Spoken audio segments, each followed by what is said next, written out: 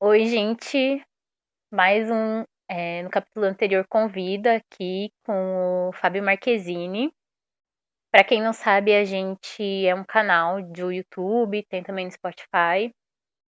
E a gente tem esse quadro que é, no capítulo anterior, Convida. Normalmente é voltado para novela, mas a gente também tem convidado outras pessoas aí para conversar sobre TV, né? Tá bem legal, né, Nath? Isso aí, a gente sempre traz convidados que podem ser da bolha noveleira ou não, para falar sobre a importância do audiovisual, da televisão, e o quanto que a gente gosta desse assunto. E eu acredito que quanto mais gente para conversar, melhor. A gente sempre tira bastante aprendizados, troca ideias, debates, pensa de formas diferentes. Então, acho que tudo que agrega é muito legal. E é uma honra receber você aqui, Marquezine. Um prazer também, além de recebê-lo, estar podendo falar com você. Obrigado, meninas. Obrigado pelo convite. Tenho acompanhado o trabalho de vocês. Eu conheci a Maria Raquel no capítulo anterior, né? E achei muito legal o que vocês fazem, a forma que vocês conduzem, a forma que vocês colocam suas opiniões, contam porque realmente a gente acaba vivendo numa bolha, né? Então muita gente fica escutando alguns podcasts, outros, mas é legal conhecer, abrindo o leque, conhecendo outras opiniões. Então, eu estou muito contente de estar aqui, espero ajudar, não atrapalhar o trabalho de vocês. Eu que me sinto honrado em falar com vocês.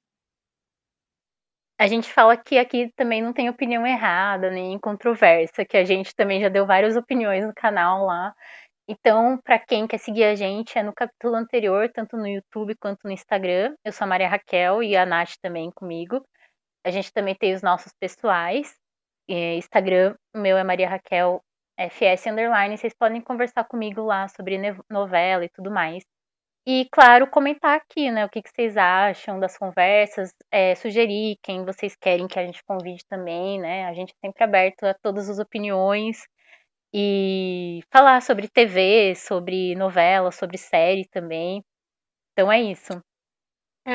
O meu arroba é @nath.natv no Instagram, e lá vocês encontram meu blog, o perfil no Twitter e os espaços onde eu estou habitando aí virtualmente. E podem mandar mensagem, trocar ideia. É sempre uma honra estar podendo conversar com quem gosta de falar sobre esse assunto.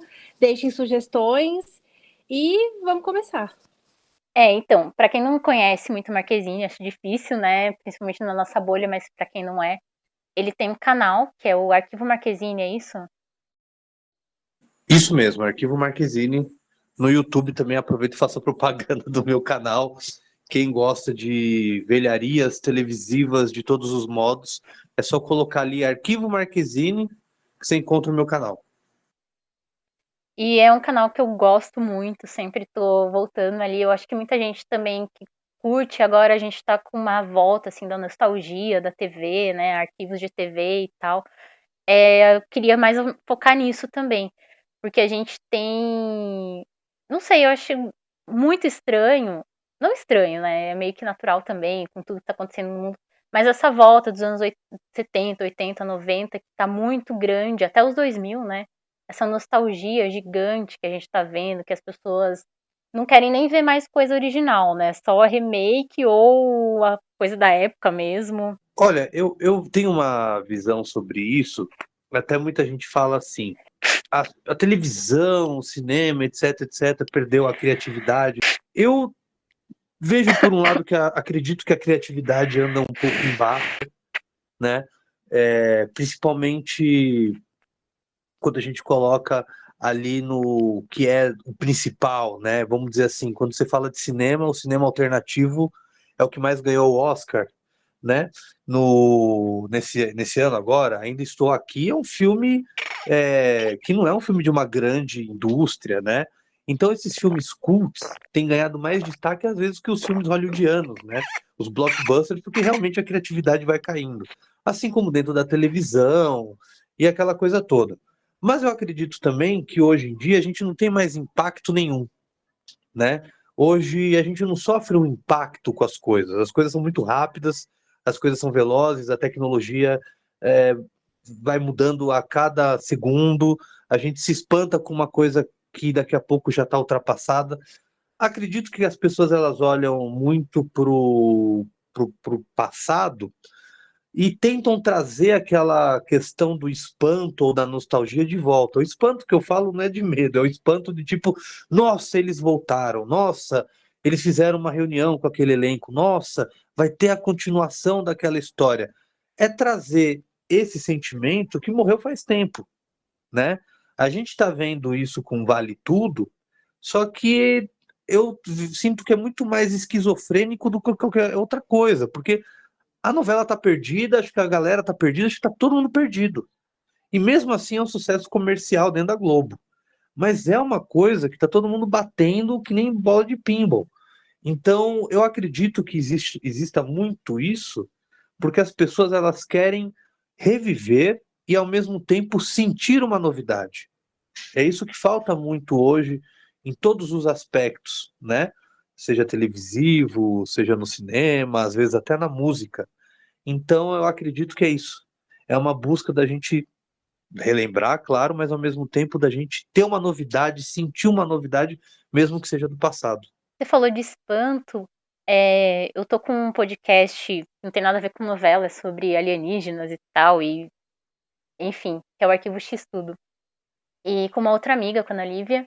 A gente tem um episódio, não sei se foi ao ar ainda ou não, mas em breve irá, que a gente fala sobre essa coisa do espanto, que antes a gente tinha muito mais esses casos, né, indecifráveis de alienígenas, de pessoas que viam coisas no céu, e que hoje a gente não tem tanto porque a gente consegue decifrar rápido as coisas. Então você vê um balão meteorológico no céu, a gente sabe que é um balão meteorológico. Você vê um jato da China, você sabe que é um jato da China, que não é uma aeronave, né? Então eu acho que é isso que talvez as pessoas estejam buscando, talvez uma ingenuidade que a gente tinha, que a gente foi se perdendo, porque hoje tudo pode ser explicável, né? Não, com certeza. E você falou num ponto que é muito interessante, né? Internet também. E a internet hoje, diferente da internet de 30 anos atrás, se eu quiser ver um vídeo agora, eu consigo ver pelo YouTube. Se tem uma música que você comentar, eu vou conseguir ouvir graças ao Spotify.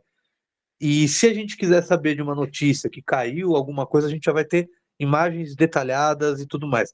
Antigamente não tinha isso, né? A televisão era o portal para isso. Então, quando você tinha, isso é emblemático, que é o ET de Varginha ou Chupacabra, né? Que isso ao mesmo tempo é bom e ruim, porque eu vi isso ao vivo, então isso é bom que eu vi ao vivo, mas agora eu tô velho, né? Então, assim, eu vejo isso e a gente ficava espantado com aquilo, porque as informações que a gente obtinha era ali.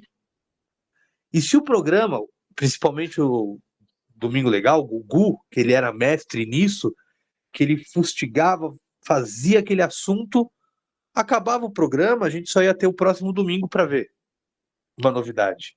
Você tinha que esperar uma semana para ter novidade daquilo.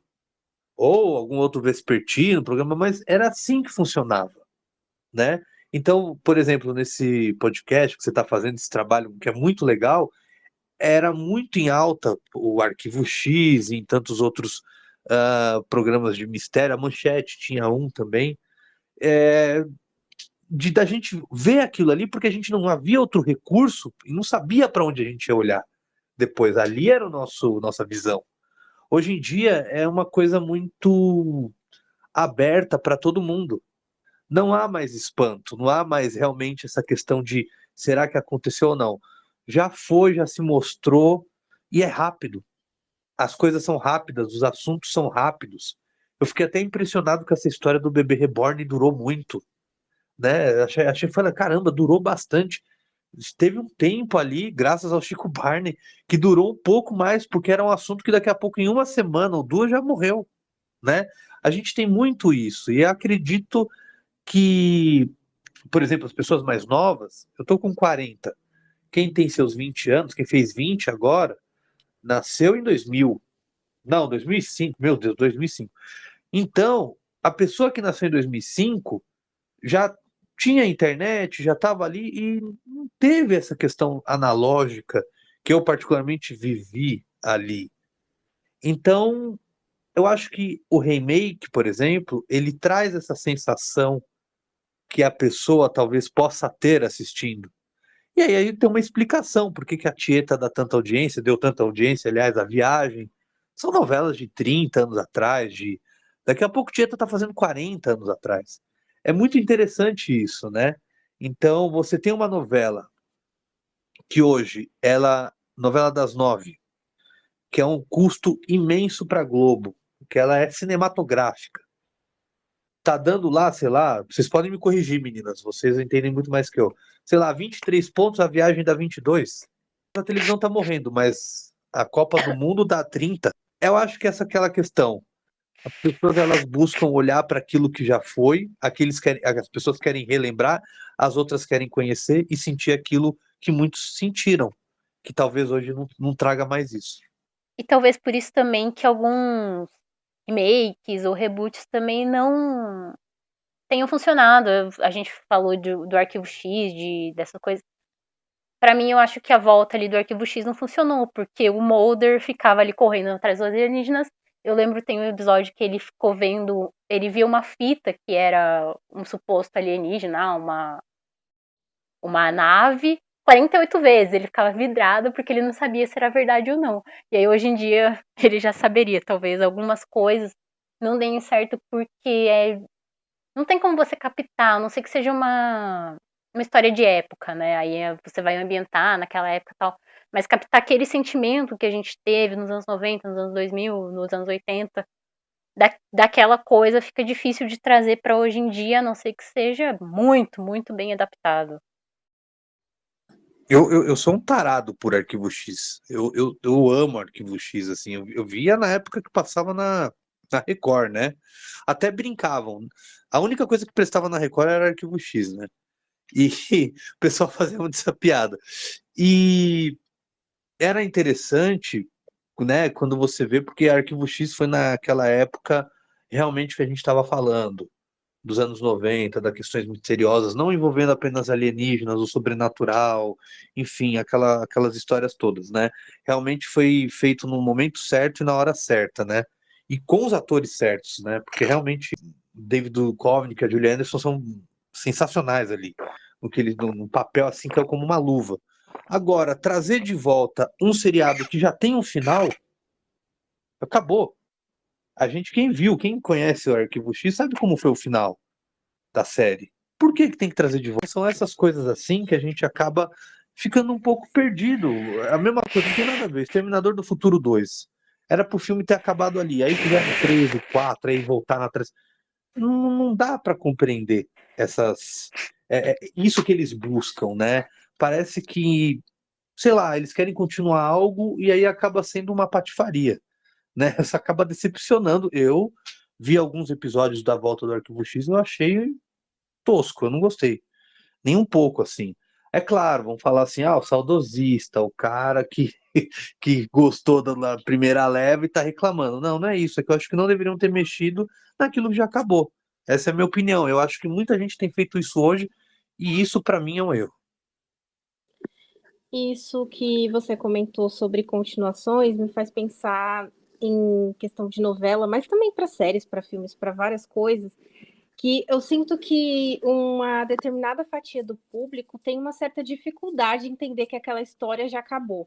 Seja uma história que tem um final aberto para você ficar ali pensando, ou não, ela teve um final super bem amarrado e acabou.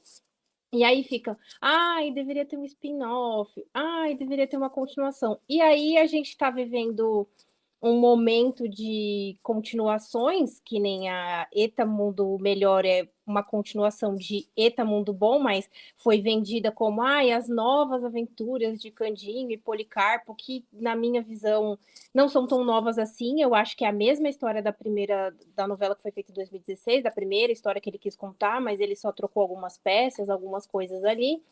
E às vezes o público fica, que nem Garota do Momento terminou e ai, tem que ter um spin-off de tal personagem. Até entendo, tem personagens que a gente fica muito apegado, quer continuar ali, mas eu, por exemplo, algumas questões e algumas produções sobre ter continuação, eu sou contra. Eu acho assim, ai, fica vendo 1000 vezes a mesma série, a mesma novela, a mesma coisa, ver até você, sei lá, decorar as falas, mas assim, algumas continuações, eu acho que não sei, a ideia é até interessante, mas quando vai para a prática não dá certo.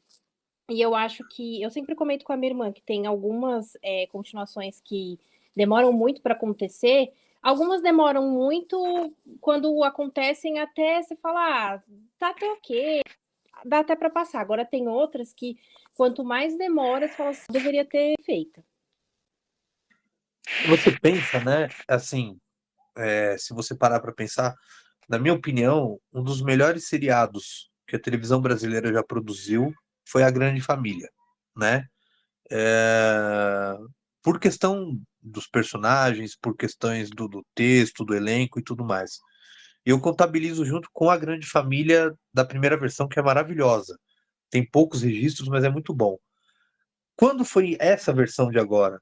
Que foi, acho que se não me engano, é o programa de dramaturgia mais longevo da Globo, né? Aliás, acho que é Malhação, depois vocês me corrigem, por favor, já vem A Grande Família como seriado mais longevo. Isso é um fato. Foi o melhor final que puderam fazer daquele programa. Foi o melhor final que puderam fazer. Foi um final que os americanos fariam. É um texto primoroso e acabou. Estavam falando em reviver. Gente, acabou. Acabou. Fim. Não tem mais. Entende? Isso é um ponto final naquilo ali. E as pessoas, elas buscam essa questão, essa sangue de reviver, reviver, reviver, sendo que muitas vezes talvez não tenha mais sentido reviver aquilo. E se você volta de novo com aquilo ali, não vai fazer muito sentido, talvez, para as pessoas mais novas, vamos dizer assim, anos depois, e a série se quebra, porque a gente tem o final dela. Encerrou, acabou. Ali morreu, né? Ali acabou.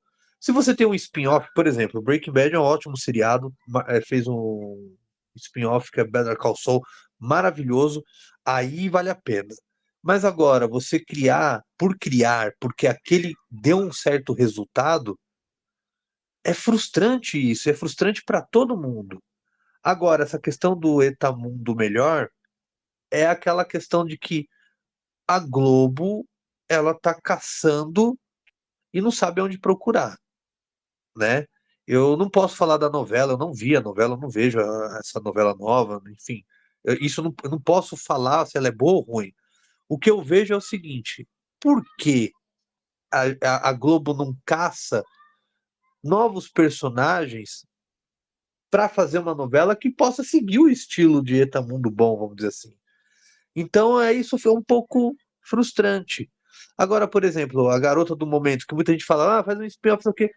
Eu acho isso não quebra a novela. Quebra a novela é uma linguagem que eu acho que está se perdendo nisso tudo. E a televisão, ela estraga querendo. Essa é a minha opinião, mas eu acho que a televisão estraga querendo misturar o que está por fora. A novela, ela funciona de uma forma.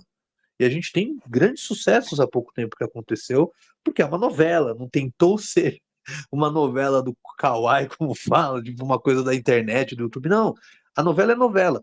Eu falo um exemplo perfeito, Tieta. A molecada, tinha muita gente nova adorando Tieta. Por quê? Porque é uma novela que foi feita entre 89 e 90. 89 e 90. Por quê? É uma novela solta, com um elenco primoroso. Não sei se vocês vão concordar comigo. Falta elenco hoje em dia, falta atores bons, atores e atrizes. A gente está aí no momento que às vezes eu olho algumas interpretações, eu quero chorar de desespero. Então a gente pega um elenco primoroso, a gente pega um texto maravilhoso e outra, né, que era muito bem produzido, mas não havia a preocupação maior com a tecnologia, maior com a tecnologia. Hoje, se você pega um Domingão do Hulk que é produzido como se fosse um espetáculo musical, e pega com show de calouros do Silvio Santos, que era aquilo ali, você vai rir ou se divertir muito mais com aquele programa que foi veiculado em 87, por exemplo. Então a televisão ela se perde muito nisso. A gente se perde muito nessa questão tecnológica, bem produzido, querendo olhar para a internet, e a gente perde a nossa alma, a nossa essência, perde aquele público que talvez os mais jovens possam gostar. Se os mais jovens gostam de Tieta, por que que talvez eles não possam gostar de uma novela que tem essa pegada? Não precisa fazer um remake de Tieta, mas olhar um pouco, não o remake, mas olhar um pouco como era feita a televisão ali. É isso que me pega muito. A novela ela chega a ser tão perfeita que é um porre. Às vezes eu acho que é isso. Ela pode ser perfeita tecnologicamente, mas na história, na atuação e tudo, é um verdadeiro não porre. Eu sinto também que os jovens, não sei, eu uso bastante o TikTok. Então, tem os jovens assim de 20 ou adolescente, 20 anos, 25 anos, que eles veem muitas novelas antigas. A Viagem tem um fandom gigantesco dela, que também pede a continuação e tudo. E o da Furacão, que bombou na gringa também, um tempo atrás. Eles têm essa sede, eu acho que tem muito jovem brasileiro que tem essa sede por brasilidade também. E que é uma coisa que eu sinto que está se perdendo, principalmente a Globo, né, que é o nosso principal produtor aí de telenovelas, se perde. Você vê uma Tieta comparado com Renascer, talvez, ou Renascer e Renascer, vamos dizer.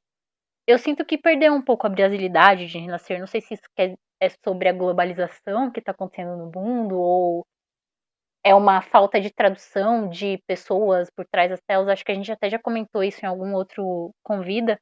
Mas eu realmente sinto isso, que a gente vai se perdendo. Quanto aos reboots e remakes, também a gente tem o caso recente, que é do Mundo da Lua, né? Que mudaram até o ator, tal, enfim. É de se pensar. Eu vejo assim, isso que você falou é uma verdade, a gente acaba perdendo a nossa conexão, porque teve algumas produções que eu achava que a Globo queria ser muito HBO, e a gente não é HBO. Sei lá, o Brasil tem vários Brasis dentro do Brasil. Não é todo mundo que tem a HBO, que hoje agora é Max hoje, né? Para poder assistir essas produções. Nem todo mundo assiste. A televisão aberta, ela é universal dentro do Brasil, né? E existem, como eu falei, vários Brasis dentro do Brasil. E às vezes a televisão ela esquece que ainda existe um Brasil que não está acostumado com uma linguagem talvez cinematográfica ou seriada, né? Então é aquela questão muito de olhar para fora e não olhar para dentro, né? Não só pela questão cultural, de costumes, da sociedade em si, é de tudo, de tudo. Por exemplo, eu debato muito isso com o pessoal, eu falo assim, vale tudo. A gente vai sempre falar de Vale Tudo porque ela está aqui agora, enquanto a gente está falando, ela está no ar. Vale Tudo de 88 é uma das maiores novelas já feitas porque ela é um retrato de uma sociedade. Quando você tem uma novela que ela retrata a sociedade, que você olha aquela novela, e você vê a sociedade, você vê a política, você vê a economia, você vê os costumes, assim, jogado na sua cara, é a novela perfeita, porque ela consegue te entreter e te avisar. E o Brasil de 88 ela é muito diferente do Brasil de agora. Então, você trazer uma novela que foi escrita, mesmo adaptando, é você andar numa aquelas bicicleta maluca, porque vai ficar confuso. Não é apenas uma adaptação, é você criar uma história com o que acontece na época. Vale Tudo, o mote de Vale Tudo é daquela época. No Brasil não tem golpista. Claro que tem, a gente tem uma coisa, mas tudo muito mudou politicamente, economicamente, socialmente, etc e tal. Então, eu acho que às vezes falta isso. Pantanal foi um sucesso. Eu até fiz uma live com o Nilson Xavier e tudo mais, discutindo sobre Pantanal e tal. Eu acredito muito no sucesso de Pantanal, porque, primeiro, é uma bela novela, fim. Não tem como. É uma bela novela, é uma novela atemporal, assim como A Viagem. É uma novela maravilhosa, Se alguém, a molecada vê hoje a novela de 90, vai se apaixonar do mesmo jeito que se apaixonou com essa agora. Enfim, só que tem um porém.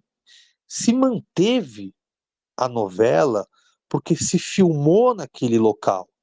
Se filmou ali dentro, claro, fez modificações, a linguagem de hoje, costumes de agora, mas se manteve aquele cenário, se manteve naquele mundo, porque o mundo do Pantanal é aquilo. Pode ter mudado a tecnologia, tudo, mas é o mundo do Pantanal. Agora, o mundo do Vale Tudo, mudou tudo, de ponta a ponta, de ponta a ponta. Ela não é uma novela de realismo fantástico. Por isso que Pantanal deu certo. Agora Vale Tudo, eu acho que ela vai se patinando de uma forma que tá todo mundo, tem uns que amam, tem uns que odeiam, não consegue se firmar. Não olhou para os tempos atuais. Em vez da Globo pensar e falar, pô, por que que eu não pego um texto como a Vale Tudo? Em vez de eu fazer um Vale Tudo, eu faço uma novela como Vale Tudo, mas para cá, para agora, para que o brasileiro passa, entendeu?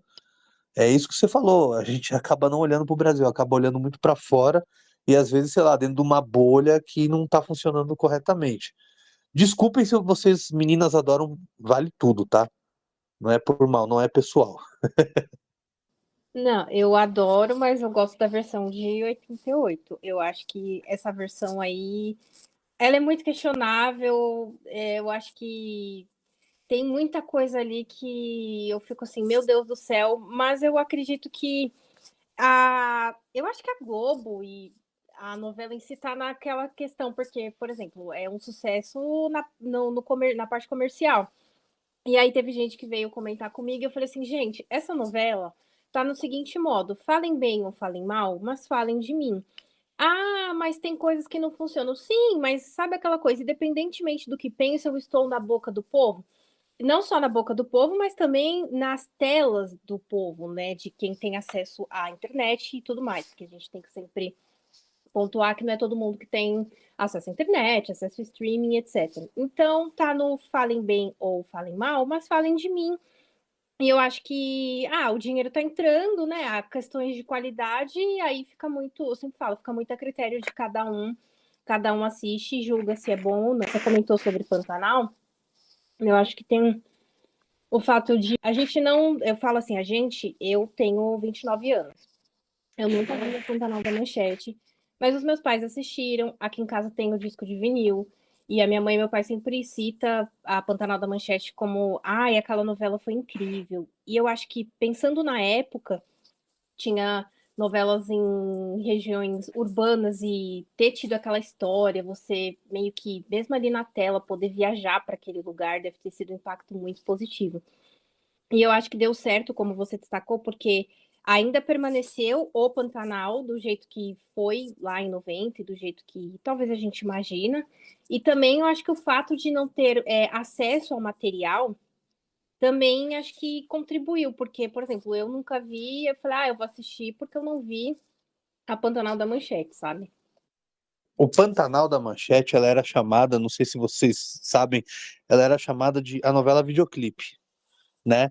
Ela foi muito chamada de novela videoclipe porque era a primeira vez dentro de uma novela que se tinham aquelas imagens de, sei lá, 2 ou 3 minutos, posso estar exagerando, mas com música, aquela música do Marcos Viana, se não me engano, e aquelas imagens realmente belas, assim, que a Globo não ousou fazer, né? Então, assim, ali para dentro da Manchete, porque eu acho que também foi uma questão de tipo de um alívio para o público, porque é muito interessante isso, a gente falar assim também, Natália e Maria Raquel. Eu gosto do nome Maria Raquel porque é uma Maria de Fátima com Raquel. Acho que dá certo. Agora que eu me saquei aqui. Realmente você tem as duas personagens, hein, Maria Raquel? Você tem as duas personagens no nome. Mas o ponto é o seguinte: se a gente fala de Pantanal, a gente vai comparar duas coisas agora interessantes. Isso que você falou da questão da cidade da urbana, aquelas novelas todas. Pantanal estreou em 90, logo depois do Plano Collor, com a poupança e criou um caos econômico brasileiro. O Brasil estava numa pindaíba. E quando se cria uma novela desse tipo, é realmente como se fosse um sedativo. Porque ela é muito bem escrita, ela foi muito bem produzida, é muito fez uma novela. à altura da Globo. Eu acho que até hoje, em questão de qualidade, a Manchete foi a única que se aproximou da Globo. Foi a única. Qualidade da dramaturgia, qualidade jornalística, qualidade de programas, foi a Manchete. Nenhuma outra conseguiu chegar tão próximo da Globo, não em audiência, e sim em qualidade. A única foi a Manchete. Quando a gente vai para Pantanal de 2022, a gente vai para o pós-pandemia, a gente está saindo da pandemia, a gente está vivendo uma turbulenta política, eram as eleições, Pantanal está ali no meio das eleições presidenciais, uma das mais pesadas que a gente viveu. Quando se bota uma novela daquela, no momento desse, é outro sedativo que a gente vai tomar no final do dia. Então, teve sorte. Mas não só sorte, porque foram momentos que talvez o público precisasse daquilo. E Pantanal, por incrível que pareça, em dois momentos distintos, elas foram importantes para o público. Pro público.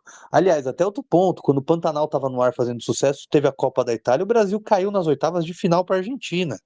Até na época da Copa, que é um momento histórico, a novela continuou tendo índices de audiência porque o Brasil foi eliminado precocemente. Nem no futebol a gente funcionava.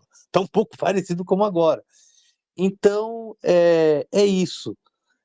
Tem um momento, tem a produção que dá certo. Eu acho que hoje Vale Tudo, ela entra no momento que é aquele momento que ninguém sabe o que vai acontecer no país, né? De forma econômica, não tem. Então a gente está naquela, ano que vem tem eleições presidenciais. E é um fator, a novela mexe também nesse período. Talvez foi esse o ponto de que a Globo poderia ter pensado um pouco melhor no momento, né? Mas ela é interessante, porque isso que vocês falaram é que a novela ela consegue, a gente está falando dela, então tá dando certo. Tá todo mundo falando dela, então tá funcionando. Mas a Pantanal de 90, ela é um espetáculo de novela. E ali se mostrou que fora da Globo se faz programa e novela de qualidade. Então, e uma pena, só que assim, ninguém tem o know-how da Globo, né? E eu, como eu falo, Pantanal quebrou a Manchete. O início do fim, parece loucura isso, mas o início do fim da Manchete começa com Pantanal. Eles não conseguiram suportar o sucesso da novela. Não conseguiram. E não conseguiram repetir. A Manchete começa a quebrar aí. A gente está falando da Manchete. Quando eu pesquiso coisas assim, eu acho incrível a ousadia que eles tinham para fazer determinadas novelas. Carmen, por exemplo, é uma novela da Manchete que, infelizmente, não tem. Digamos assim, as imagens que tem não estão numa qualidade que tem algumas cenas passando nas redes sociais, eu paro para ver e eu acho incrível a ousadia daquela novela em temática, em como foi feito. Então, acho que eles tinham uma coragem, né? E eu acho que isso meio que batia de frente com a Globo, né? Que era bem interessante. A Manchete, não sei se vocês sabem dessa história, mas a Globo ajudou a Manchete a entrar no ar, né? O Roberto Marinho era muito amigo do Bloch. E para a Globo ter a Manchete ali, ao lado da TVS, né, do SBT, era uma maravilha, porque o medo da Globo era que naquela concessão que o governo Figueiredo deu, uma editora Abril da vida pegasse, a editora Abril era um monstro, né, e poderia sim incomodar a Globo. Mas a Manchete, que era a editora Bloch, era mais ou menos ali, não tinha uma força toda, e a Globo acreditava que a Manchete não iria, que a Manchete não iria incomodar a Globo, e acabou ajudando, criando, o Boni ajudou na implementação da Manchete e tudo mais. E uma dos acordos de cavalheiro do Roberto Marinho do Bloch era só que não ia fazer novela, né? Do tipo, olha, novela né, a gente, tá bom? O Bloch tá bom. Só que a gente sabe que a história foi diferente. Quando a Manchete passa a produzir novela, não só as novelas, também como suas minisséries, a gente vê o nível de qualidade que a Manchete tem, né? O nível de qualidade, as experimentações, isso é muito legal você ter falado. As experimentações que a Manchete traz para dentro da televisão, né? Então, é uma pena que a Manchete quebrou, porque hoje você tem uma rede TV, que lá se vão 25 anos, acredito eu, e não tem um terço, não chega a um terço da história do que a Manchete fez para a história da televisão brasileira, né? A Rede TV, não, se a Rede TV sair do ar hoje, o que a gente vai relembrar da Rede TV? Né? Tipo, quais são o histórico da Rede TV? Né? Tipo, então não tem uma contribuição. A Manchete até hoje, depois de daqui a pouco serão 30 anos que ela faliu, você ainda fala da Manchete, você ainda tem coisa da Manchete, ela ainda continua firme na memória das pessoas. Então, é, é realmente uma pena aquela emissora ter falido. Como eu falo, acho que ela é a única emissora até hoje que conseguiu chegar do lado da Globo em questão de qualidade. Em tudo, em tudo. No jornalismo nem se fala. E no ponto de inovação, eu acho que ela até superou a Globo, porque depois de Pantanal ainda veio Ana Raio e Zé Trovão, que eu acho uma novela uma loucura, assim. Os caras pegavam um avião e iam escrevendo, e filmando de cidade em cidade, sei lá. É uma coisa que nunca ninguém ia pensar em fazer e eles estavam fazendo. A Manchete realmente foi uma coisa que eu acho que depois só foi talvez superado pela MTV Brasil, que também tentou dar uma inovada ali. E hoje em dia a gente não vejo uma coisa tão grande de inovação criativa na nossa TV. A gente tem medo de inovar. A verdade é essa. Hoje em dia, tudo é dinheiro na televisão. E ok, você desperdiçar dinheiro não é legal. Mas a televisão tem medo de inovar, né? Não tem mais aquela questão, aquela força de querer trazer uma novidade. Olha, a gente entrevistou o Giuseppe Oristânio, já faz um tempo que eu entrevistei ele no canal. E uma coisa que eu falei para ele, que eu falei assim, olha, eu era bem moleque, eu devia ter uns 12 anos. O SBT começou a fazer aqueles caso especial, né? Que a Globo fez muito, o SBT fez. Lá ali nos anos 90 com o Roberto Talma, né? E ele participava tudo, eu falava que coisa maluca ver um episódio estilo de filme noir no SBT, filmado em película. Aí eu falei, cara, que loucura aquilo, cara, que bom gosto. E ele fala, não, a gente não tem mais isso dentro da televisão. A televisão não faz mais isso, é tudo muito assim, muito correto. Você pega uma minissérie que tá até no Globoplay chamada Sampa, será que a Globo faria um treco desse hoje em dia? Eu duvido. Uma bela minissérie, mas é uma loucura, mas não tem como. Não se faz mais. Então é muito complicado. Por exemplo, eu falei aqui do caso especial. Eu sempre bato nessa tecla. Por que não volta o caso especial na Globo? A gente tem o Black Mirror aí, tem outros seriados desse nível, né? Por que a Globo não volta com o caso especial? Né? Mesmo que não seja no Globoplay. E tô falando não de reprisar, pode até reprisar, mas de fazer novos episódios, novos programas desse estilo. Teve o Brava Gente, né, que foi tipo o percussor. Por que não? Tem medo de se arriscar, né? A televisão, como diria, desculpe a palavra, diria um bom amigo meu, a televisão virou muito bunda mole nesses tempos que a gente anda vivendo, né? Então, é triste você sair. E outra, muita gente incrível que está aí até no ar saiu de programas experimentais. Mas é aquilo, são outros tempos. E também a gente tem a internet, tem o TikTok, tem tudo isso que a gente vê hoje, que realmente as pessoas conseguem experimentar, conseguem fazer sucesso. Mas é aquilo, o que está na internet e vai para a TV aberta não dá certo. É muito doido isso. Então, assim, é um momento assim, muito doido que a gente vive e eu fico muito confuso com isso. Eu fico olhando, eu fico muito confuso, fico me perguntando o que vai acontecer. E é isso, eu só acho que realmente a televisão perdeu a coragem que ela tinha de experimentar e testar novas linguagens, novos visuais, pessoas novas, enfim. Eu acho que a televisão ficou muito medrosa. E naquela época você tinha uma margem de erro material mesmo ali muito menor, que era, né, tudo película e tal, era caríssimo os filmes. E hoje em dia, a gente, teoricamente, na materialidade, você tem uma infinidade de possibilidades de gravar e regravar, e se não der certo, grava de novo. E aí você vê gente fazendo coisa muito interessante, independente, né? Filmes independentes, muito interessantes que que a Globo não capta essas mentes criativas para estar ali. Então, é uma pena e nos resta rever na memória televisiva essas coisas que eu sempre, para mim, eu vou descobrindo no seu canal, outros canais também de gente que até já se foi,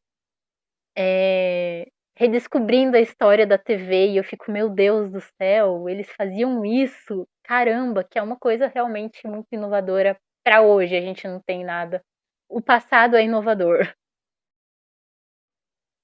E era muito mais assim, aberto, né?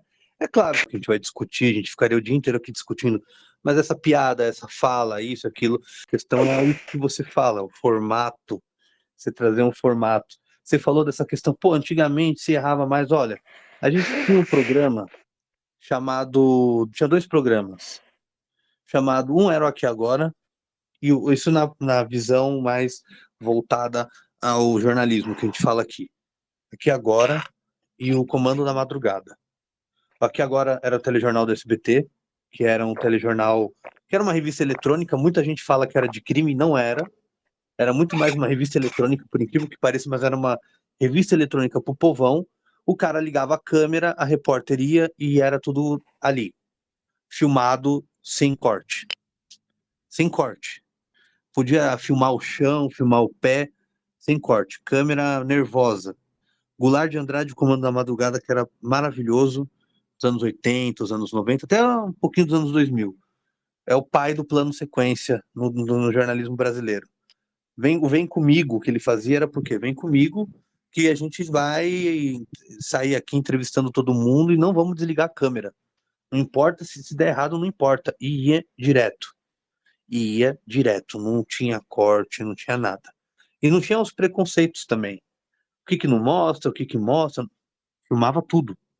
Então, assim, a televisão, quando você vê um programa, por exemplo, como Profissão Repórter, que ainda mantém, né, esse DNA desses programas que eu falei, ele faz sucesso, mas é passado quase meia-noite, né? Então, é chato isso. A gente vê que a televisão ela poderia estar ali próxima do público. A televisão se perde muito nisso. Acaba se afastando um pouco mais. Aí você vê, por exemplo, aqui em São Paulo, uma das maiores audiências que nós temos se chama SPTV, o SP1, a praça, né? Que acredito que outras cidades, outras capitais, enfim, também possam ter esse sucesso. Por quê? Porque é o telejornal mais próximo do público. É o que fala, é o que chega, é o que mostra. É isso que o povo quer.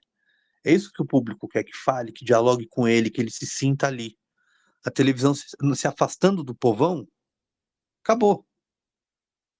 Acabou, né? Tipo, você vê o SBT hoje. O SBT tá mais perdido que qualquer outra coisa. Se afasta do público, tá se afastando, não sabe, não tá sabendo mais dialogar. Tá caindo numa audiência terrível, terrível. Então, assim, tipo, a questão não é apenas a morte do Silvio Santos. A questão é, eles não sabem mais dialogar como eles dialogavam. É isso, a televisão ela precisava se aproximar mais, experimentar e se aproximar mais do povão. Eu acho que isso é muito se impede por corte de gasto.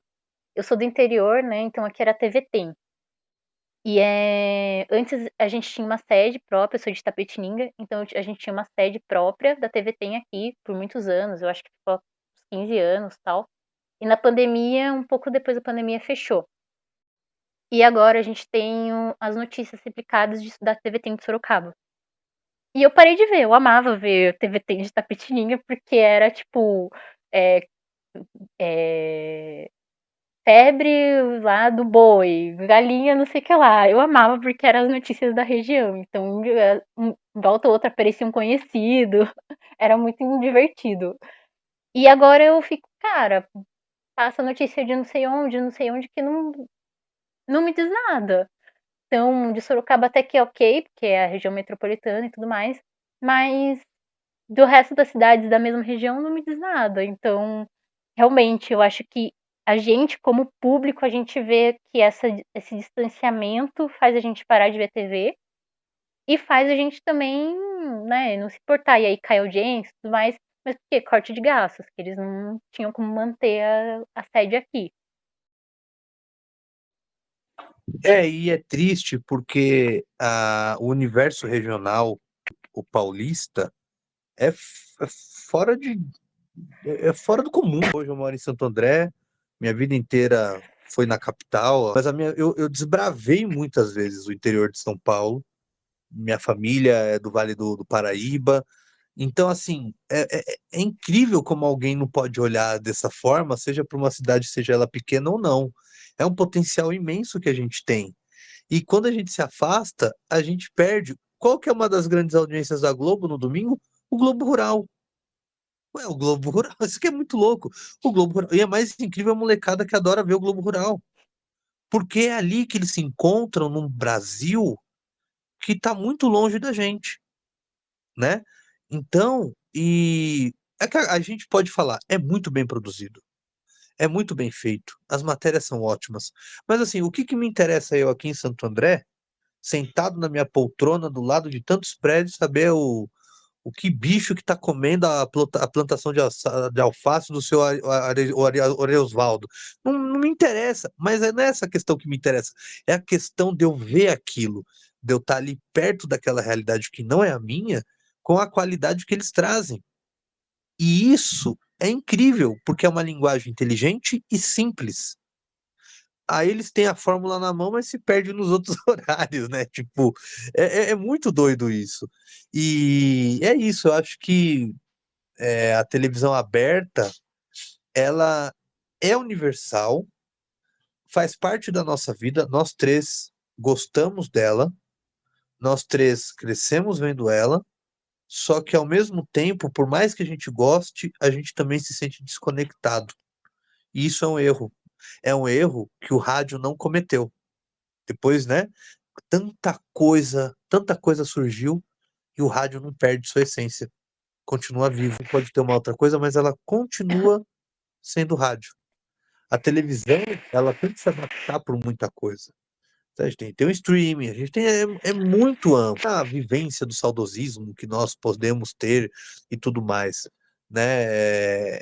Meu canal tem muito saudosista, porque a televisão morreu. Não, a televisão não morreu, ela continua, só que talvez ela não fale mais com a gente. E dá para entender realmente porque as coisas vão passando, vão mudando, gerações vão chegando, outras vão indo, e a vida é assim. Mas é aquilo, por mais que se mude, a gente quer estar próximo das coisas, das pessoas, a gente quer ser ouvido, né? A gente quer compartilhar, e a televisão tem isso. Então eu sempre falo, a televisão ela não morre, a televisão ela se reinventa, mas se acontecer disso, ela vai morrer como ela nasceu, ao vivo. Então é difícil ela morrer, porque o ao vivo sempre vai ser aquilo que é em tempo real, ninguém tira aquilo. A sensação de estarmos vendo aquilo ao vivo, sem cortes, ali na frente de uma tela. É isso que move a televisão hoje e eu acho que vai ser assim até um dia que ela acabar, que eu acho difícil. É interessante isso que você falou sobre a televisão e a gente que cresceu, consumir, ainda consome TV. Eu tenho uma irmã e um irmão e é muito nítido essa questão do consumo de TV e as gerações. A minha irmã assistia um pouco de TV e tudo mais. Aí chegou um determinado período que ela não assiste mais. E aí, às vezes, eu falo, ai, vamos assistir comigo tal coisa. Ah, não vou assistir, não. Ele fica assim, ai, olha, quem quer ver essas novelas velhas? Porque ele gosta muito de futebol. Então, consome bastante coisa na internet, canal no YouTube. Eu falo, o que ele está assistindo? Ah, ele está assistindo um canal lá que ele gosta. Então, eu fico pensando assim, o como é louco que tem pessoas mais jovens que têm interesse na televisão, em ver como que era, e outros que não querem, porque sente essa questão de, tipo, parece que não dialoga, ou as outras telas, as outras possibilidades dialogam de uma forma que a TV não consegue dialogar, e eles acabam dando preferência para outras telas, outros players. Então, eu tenho essa coisa das gerações de ver, e também o meu pai e a minha mãe às vezes ficam assim, Ai, mas as pessoas estão assistindo isso, tipo assim, ai, minha mãe uma vez, nossa, nem sabia que pessoas mais jovens tinham interesse em determinada novela, em ver determinadas coisas, porque eu tô ativa no Twitter, no Instagram, sempre converso com muita gente que gosta de assistir novela e tudo mais. É, minha mãe, nossa, nem sabia que o pessoal tinha interesse nessas coisas. Então, é interessante ver como que essa questão da televisão, o consumo e como as coisas chegam para cada pessoa. Pois é, eu acho que, por exemplo, a gente estava falando da Manchete, ou falando com o saudosismo da Manchete. Talvez vocês possam falar de uma emissora que vocês mais gostavam quando eram crianças, etc. Hoje em dia, essa geração de agora, que vem com seus 10, 15 anos, eles não têm um apego a uma emissora de televisão, a um canal ou alguma coisa. Eles não têm apego, eles vão consumindo, consumindo, consumindo. Não importa se aquele seriado vai para outro streaming, não importa se o canal foi para outro canal, não importa. Eles consomem, são cortes, são shorts, são vídeos, são podcasts. Não há mais uma coisa que está num único lugar como sempre foi a televisão, né? É claro, como você disse, não sei se foi você, Natália, se foi a Maria Raquel, da questão da que acontece de dar um boom com o Hilda Furacão. Quando o Hilda Furacão passou, eu tinha 13 anos, 13 ou 14 anos de idade quando passou, eu vi a minissérie, etc e tal. É, foi realmente, na época, uma minissérie forte, era uma minissérie que falava da questão de uma mulher que se apaixonava por um padre ou vice-versa. Então, era ainda naquela época, 1998, né? Havia esse ponto. Ela vai pegando porque, nossa, isso passava antigamente, caramba, mas não é mais, a televisão não é mais a protagonista de tudo isso. E se você chegar hoje, vocês duas, falarem para qualquer pessoa, Michael Jackson, talvez uma criança de 10 anos não vai saber, mas todos nós sabemos quem ele é. Hoje, se você chegar e falar para os meus pais, Taylor Swift, eles não sabem quem é. O que que acontece? Esses astros não são aquelas unanimidades como eram um Michael Jackson ou um Elvis, ou por que não uma Madonna. Hoje existem astros e astros espalhados por todos os lugares, entendeu? Todo mundo não sabe a fundo quem são essas pessoas, como todo mundo sabia quem era o Michael Jackson ou quem era o Roberto Carlos, né? E olha que o Roberto Carlos aparecia uma vez por ano. Descongelava o homem, ele aparecia. Então hoje é tudo muito pulverizado, né? Hoje é tudo muito pulverizado. Então a televisão ela perde a força dela. E eu vou contar uma coisa engraçada para vocês. Eu tenho uma sobrinha que tem 6 anos de idade, é uma menina encantadora, inteligentíssima. Inteligentíssima. Eu tenho um carinho imenso por aquela menina. E aí eu tava passando uma fita antiga e apareceu um símbolo da Globo bem grande assim, né? Aí eu cheguei, chamei ela e falei: "O que que é aquilo ali?" Ela olhou para aquilo ali e falou assim: "Isso aí é do jornal." Jornal? É do jornal, aparece no jornal. O que que eu pensei? Ela deve ver o jornal e aparece aquele símbolo da Globo do ao vivo nos telejornais. Então, a visão dela não é que aquilo é uma emissora, aquilo é do jornal. Então, eu acho que acontece isso, as pessoas não se ligam mais para emissoras de televisão. São conteúdos que vão crescendo, a gente vai se pulverizando e é isso. Não há essa identificação. Eu fico muito espantado às vezes com isso. Espantado porque eu também tô ficando velho, né? Mas o próprio algoritmo das redes sociais, principalmente o TikTok, eu acho que o YouTube também tá começando a acontecer isso. Ele não privilegia você assistir coisas de pessoas que você segue. Ele privilegia você assistir o conteúdo que você gosta. Então você gosta daquele conteúdo, você vai ver aquilo. E sempre vai ver aquilo, você vai comentar daquilo, tal. Por exemplo, TikTok, eu gosto muito de coisa de moda. Então sempre aparece coisa de moda pra mim. Raramente aparece coisa de TV ou novela. No YouTube, eu gosto de ver coisas de TV e novela. Então sempre vai aparecer coisas de TV e novela. Só quando eu vou no inscritos que vai aparecer. Então um canal que posta, seu canal, por exemplo, você posta várias coisas diferentes de TV. eu tenho que ir no meu inscrito pra ver, a não ser que eu veja todos os seus vídeos e dê like em todos os seus vídeos, interaja muito, pra daí aparecer na minha página inicial. Mas normalmente na minha página inicial é o assunto que eu curto. Não é bem os canais que eu sou inscrito. Então, mesmo se tivesse um canal de TV, por exemplo, no TikTok ou no YouTube, ia favorecer dentro daquele canal de TV os assuntos que a pessoa gosta. Então, eu acho que é isso também. A geração que tá vindo, que tá crescendo aí, eles vão pelos assuntos. E aí eu acho que também perde muito do que a gente tinha, porque quando a gente via TV, a gente ficava ali zapeando até você encontrar alguma coisa, mas às vezes não tinha tanta coisa, você ficava ali vendo o que estava passando e você descobria alguma coisa muito interessante. Eu descobri muita coisa muito legal virando canal na televisão. Então, eles perdem também isso, né, da identidade do canal, dos outros programas que tem. A gente vai virando. O Brasil já não é o país da memória, né? O Brasil ele já não é o país que valoriza a memória. Com isso, a gente vai tendo, como se falam, até um apagamento digital, né? Uma memória se apaga, porque nada é salvo, nada é preservado, não existe mais a mídia física, vai se desaparecendo, as pessoas não ligam mesmo. Porque, olha, para nós, para vocês, para mim, para outros colegas, nós gostamos da televisão. Nós lemos, nós estudamos, nós assistimos, nós vamos atrás.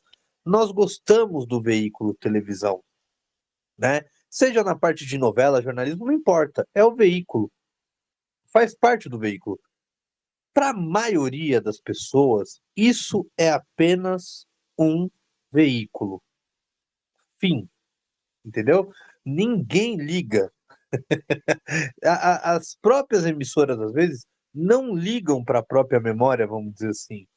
E aí, com essa nova geração, com esses novos costumes, as coisas vão é, ficando assim dessa forma no que acontece. A gente não tem, essas pessoas não têm mais o apego a guardar por recordar ou para preservar, entendeu? É tudo muito efêmero. A vida é efêmera. Todo mundo vai embora um dia. Mas falando dessas questões em que as identidades, a cultura, o momento se perde. Porque tudo é tão rápido, que é descartável, né? Então, nós, que eu falo nós, englobo vocês, outros colegas, nós temos esse trabalho legal, seja falando sobre uma novela atual, seja falando sobre a novela antiga, seja qualquer coisa, sabe por quê? Porque isso daqui vira um documento. E isso pode ser ouvido daqui tantos anos e é um documento. O que vocês fazem? Vocês preservam a memória, vocês preservam o momento, vocês preservam a memória de vocês, a vida de vocês, o momento de vocês também. Esse é o nosso trabalho e isso é muito louvável, né? É, então é muito importante isso que vocês fazem aqui no podcast, que outros colegas meus fazem com outros canais, enfim.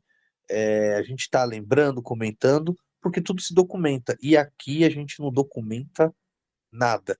Porque quantos podcasts, se um dia o YouTube some, quantos materiais a gente vai perder, hein?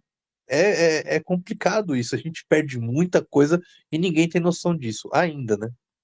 Por isso que é tão importante o trabalho de vocês, o seu, tinha o Mofo também, o Mofo TV, saudoso, o Arquivão, porque às vezes a pessoa coloca alguma coisa ali na busca, né, nem tá buscando isso, tá querendo outra coisa, cai num vídeo, assiste. Eu mesma estava buscando uma outra coisa aleatória, caí num vídeo do Goulart de Andrade, inclusive, e era uma reportagem dele fazendo num orfanato, assim, num lar de crianças, perto do Natal. E aí tinha um comentário, justamente, eu achei interessante você falar há um tempo atrás, falar do repórter, como que é? Da Globo? Aí fugiu o nome. O Caco Barcelos O Caco diz? Barcelos, isso. Não, Ah, mas sim. o nome do programa dele é O Profissão Repórter. Professor Repórter, isso. E aí uma pessoa falou, eu acho que hoje em dia não tem, comentou, né, no vídeo, eu acho que hoje em dia não tem ninguém igual o Goulart de Andrade. Eu falei, o Caco Barcelos faz um trabalho muito importante na Rede Globo, mas ele também não tem a mesma liberdade que o Goulart tinha na Manchete, né?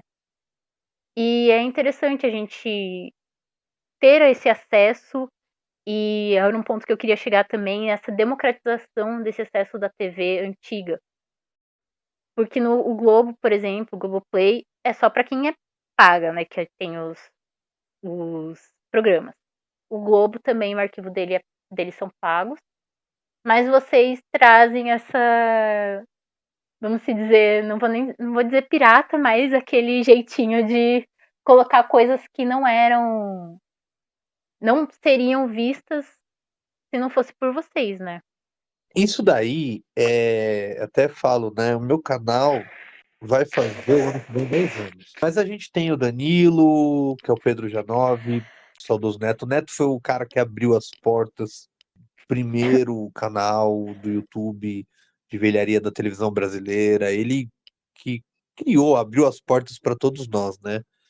E aí vem o Danilo, vem tantos outros na esteira, que eu vim na esteira, eu só acho que eu sou um dos mais novos que tem, e eu fui nessa esteira porque nós, né, falar do meu caso, eu era um moleque que gravava tudo, que eu achava que tinha que gravar tudo por dois motivos, porque primeiro não ia ver de novo, né, era difícil uma emissora reprisar e principalmente fatos ao vivo, né? Isso que para mim é o filé mignon de tudo isso, quando tem aqueles fatos ao vivo. E segundo, de tipo, pô, eu vou ter aquilo a hora que eu quiser, entendeu? O momento que eu quero, pô, que legal, vou fazer uma videoteca aqui para alegria e angústia dos meus pais. E é isso. Então, aquilo você fazia para você. E como é que a gente fala, né? A gente sempre, o ser humano tem a questão de compartilhar. Qual que é a graça de nós três estarmos falando aqui tudo isso e ninguém ouvir? Vai ser ouvido, a gente está falando isso para que as pessoas escutem, entendam, discutam, opinem, discordem, concordem, enfim. Então, a questão do canal é isso. É do tipo, para que eu vou guardar, sei lá, 300 fitas na minha casa para ninguém ver? E outra coisa, a história ela pode ser recontada, né? A gente vê muito isso hoje em dia, né? Às vezes a história, mesmo a história recente, ela pode ser recontada, assim, tipo, tranquilamente. Quando você tem um material, quando você tem um vídeo, quando você tem um livro, quando você tem um jornal, quando você tem um disco, enfim, tudo registrado, você não reconta a história. A história ela é verdadeira e ela está registrada. Então, você ter acesso a isso falo da minha visão, que até falam que é uma visão romântica, né? Oh, o arquivo, ó, vamos resgatar a memória, né? Aquela coisa assim, até que piegas. Mas não é isso. Eu acredito que todo mundo tem que ter acesso a isso. Pô, a televisão é uma concessão pública, entende? A televisão é uma concessão pública. Uma coisa é você chegar e ganhar dinheiro em cima de um material que não é seu. Concordo. Isso é sacanagem. Agora, pô, por que que a gente tem que sempre estar nas mãos das emissoras de televisão, sendo que é uma concessão pública? Sendo que muita coisa ali também tem, querendo ou não, o nosso dinheiro, mesmo sendo privado, né? Então, a televisão, ela é um veículo para tudo, né? Ela é um veículo que abraça tudo e todos, e ao arquivo assim, disponível, porque você não consegue escrever um livro, ver uma novela sem ver uma novela. Como é que vocês iam fazer se o Globoplay, por exemplo, não tivesse disponibilizando os fragmentos agora? Como é que vocês duas querem? Vamos falar agora sobre Sol de Verão.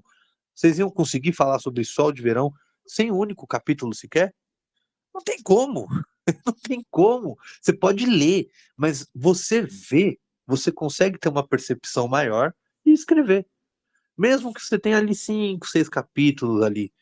Então, assim, a gente faz isso, outros meus colegas, por conta disso, dessa sina de querer compartilhar dessa sina de querer preservar e com que outras pessoas assistam e tenham conhecimento, porque no meu caso, eu não ganho R$ 1 com isso.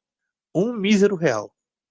O que eu ganho é estar aqui, falando com vocês duas, conhecendo pessoas bacanas, dando entrevistas, sendo chamado para participar de trabalho.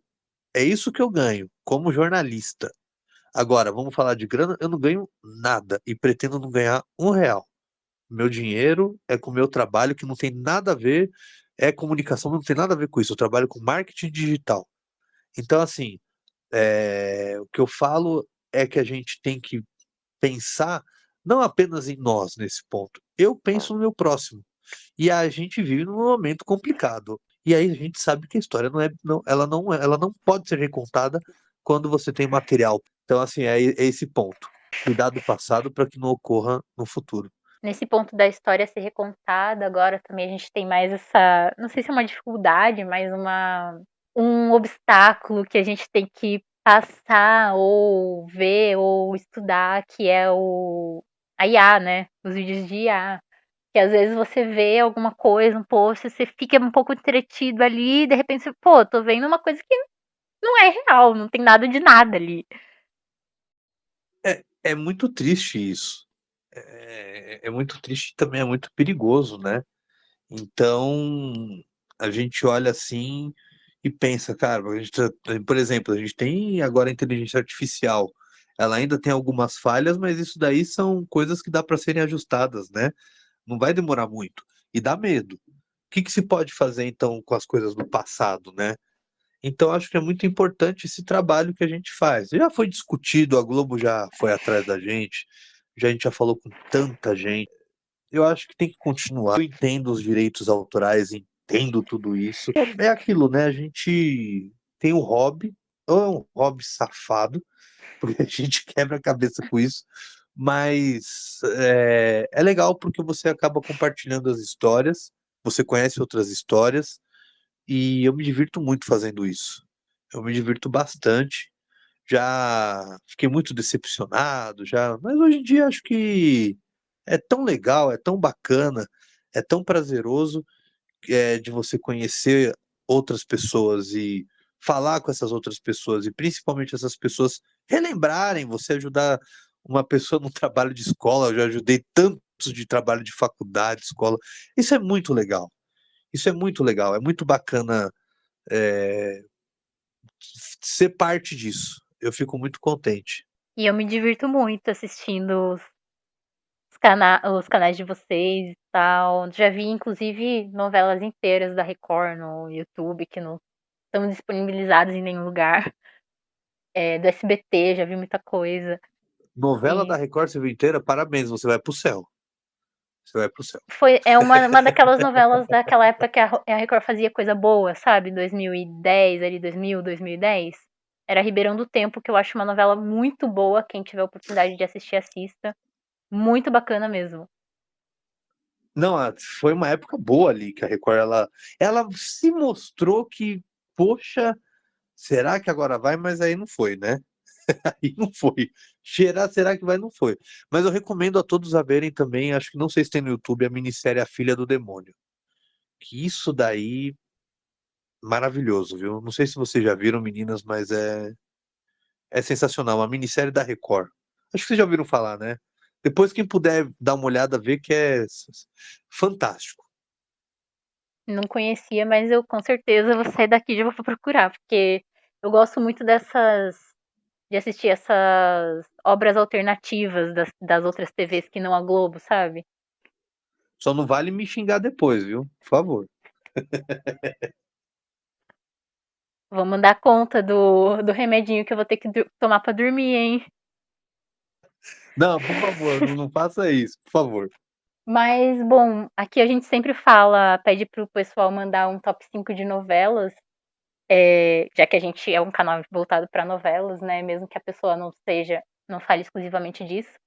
Você mandou o seu e você é a segunda pessoa que colocou Éramos 694. O Lucas Martins Neia também colocou Éramos 694 no top 5 dele. Vou contar uma coisa pra vocês. É muito da minha lista, 4 são da Globo. É muito fácil você começar a gostar de novela na Globo. É difícil você começar a gostar de novela, vamos dizer assim, fora da Globo. E a primeira novela que eu vi de ponta a ponta na minha vida foi Éramos Seis. Porque é uma história incrível e foi produzido numa época que essa novela mostra como você consegue fazer coisa muito boa fora da Globo, com atores de primeira categoria. Quando o Pantanal entra no ar na Manchete, a Manchete já tinha novelas.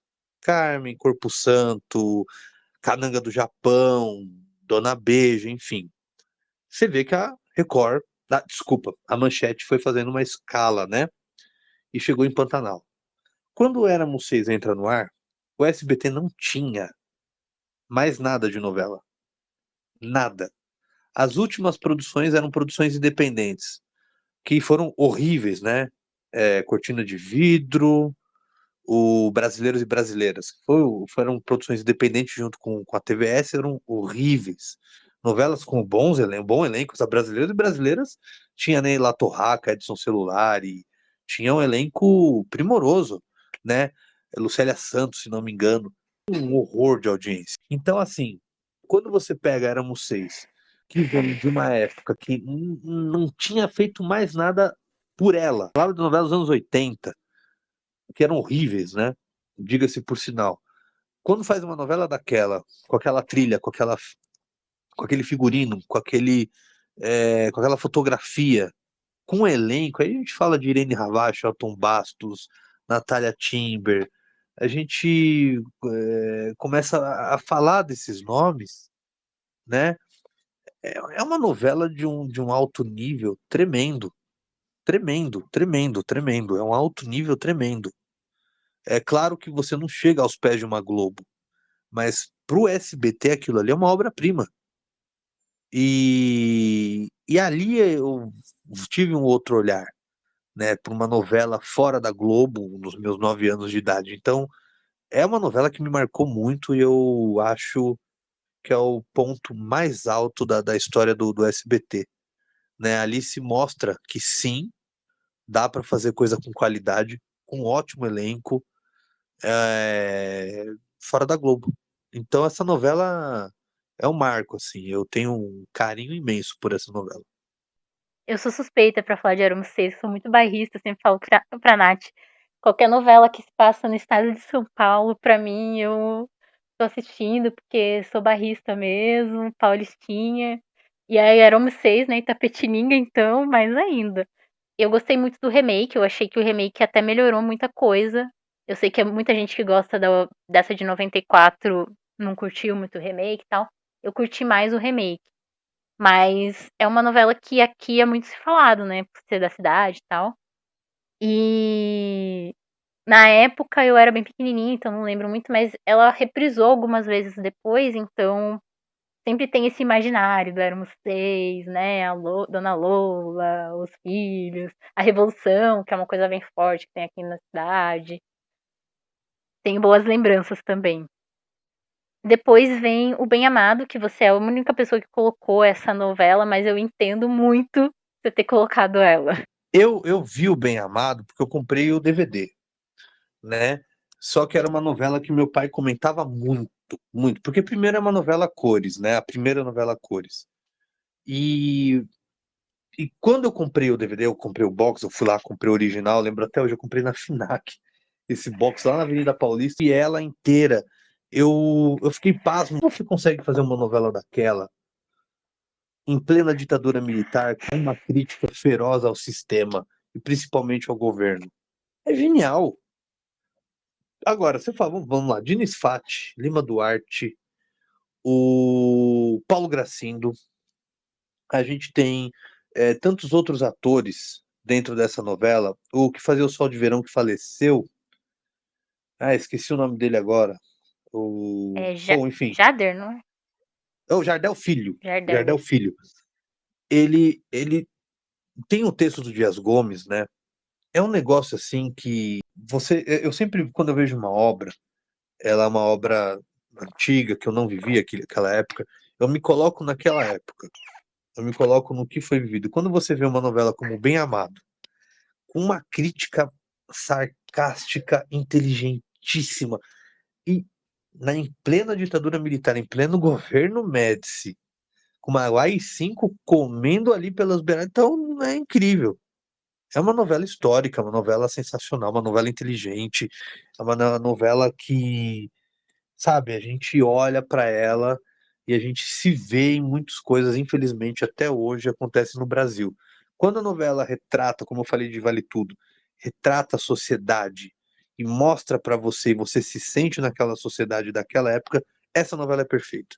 Essa é a minha visão quando eu vejo uma novela.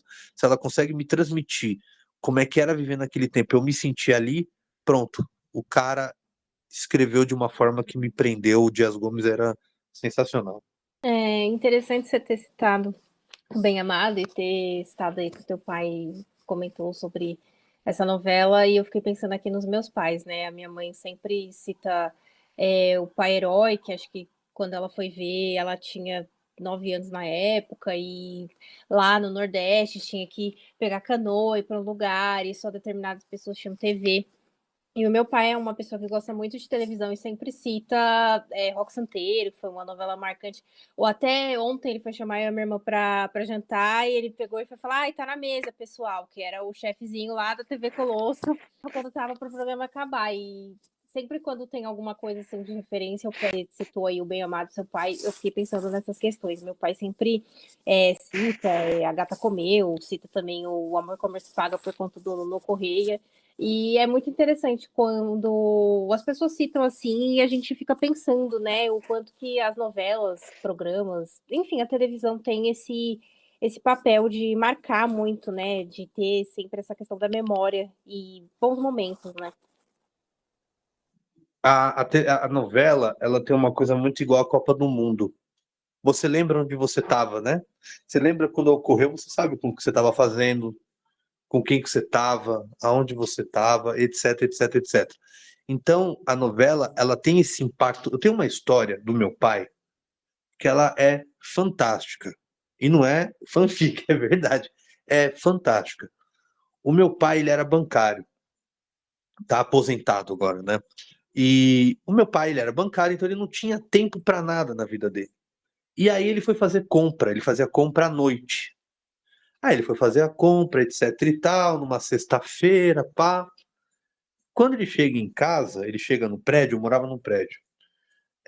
Meu pai chega e ele, quando ele entra no corredor, tem os apartamentos do térreo, ele escuta um barulho muito forte de vento. Um barulho de vento. Ele não entendeu o porquê. O que é aquele barulho de vento? Ele não entendeu. Aí ele descobre. Tava todo mundo vendo Tieta. Era o último episódio. Era o último capítulo. Tava todo mundo sintonizado no mesmo canal, ouvindo aquele barulho de ventania, né? Do final, né? Então, assim, é um impacto forte na vida das pessoas.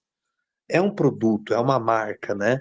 E isso é muito importante porque faz parte da nossa vida. A gente, quando conta as histórias, a gente só não conta as histórias de novelas. Contamos as histórias da nossa vida. Isso que é muito legal.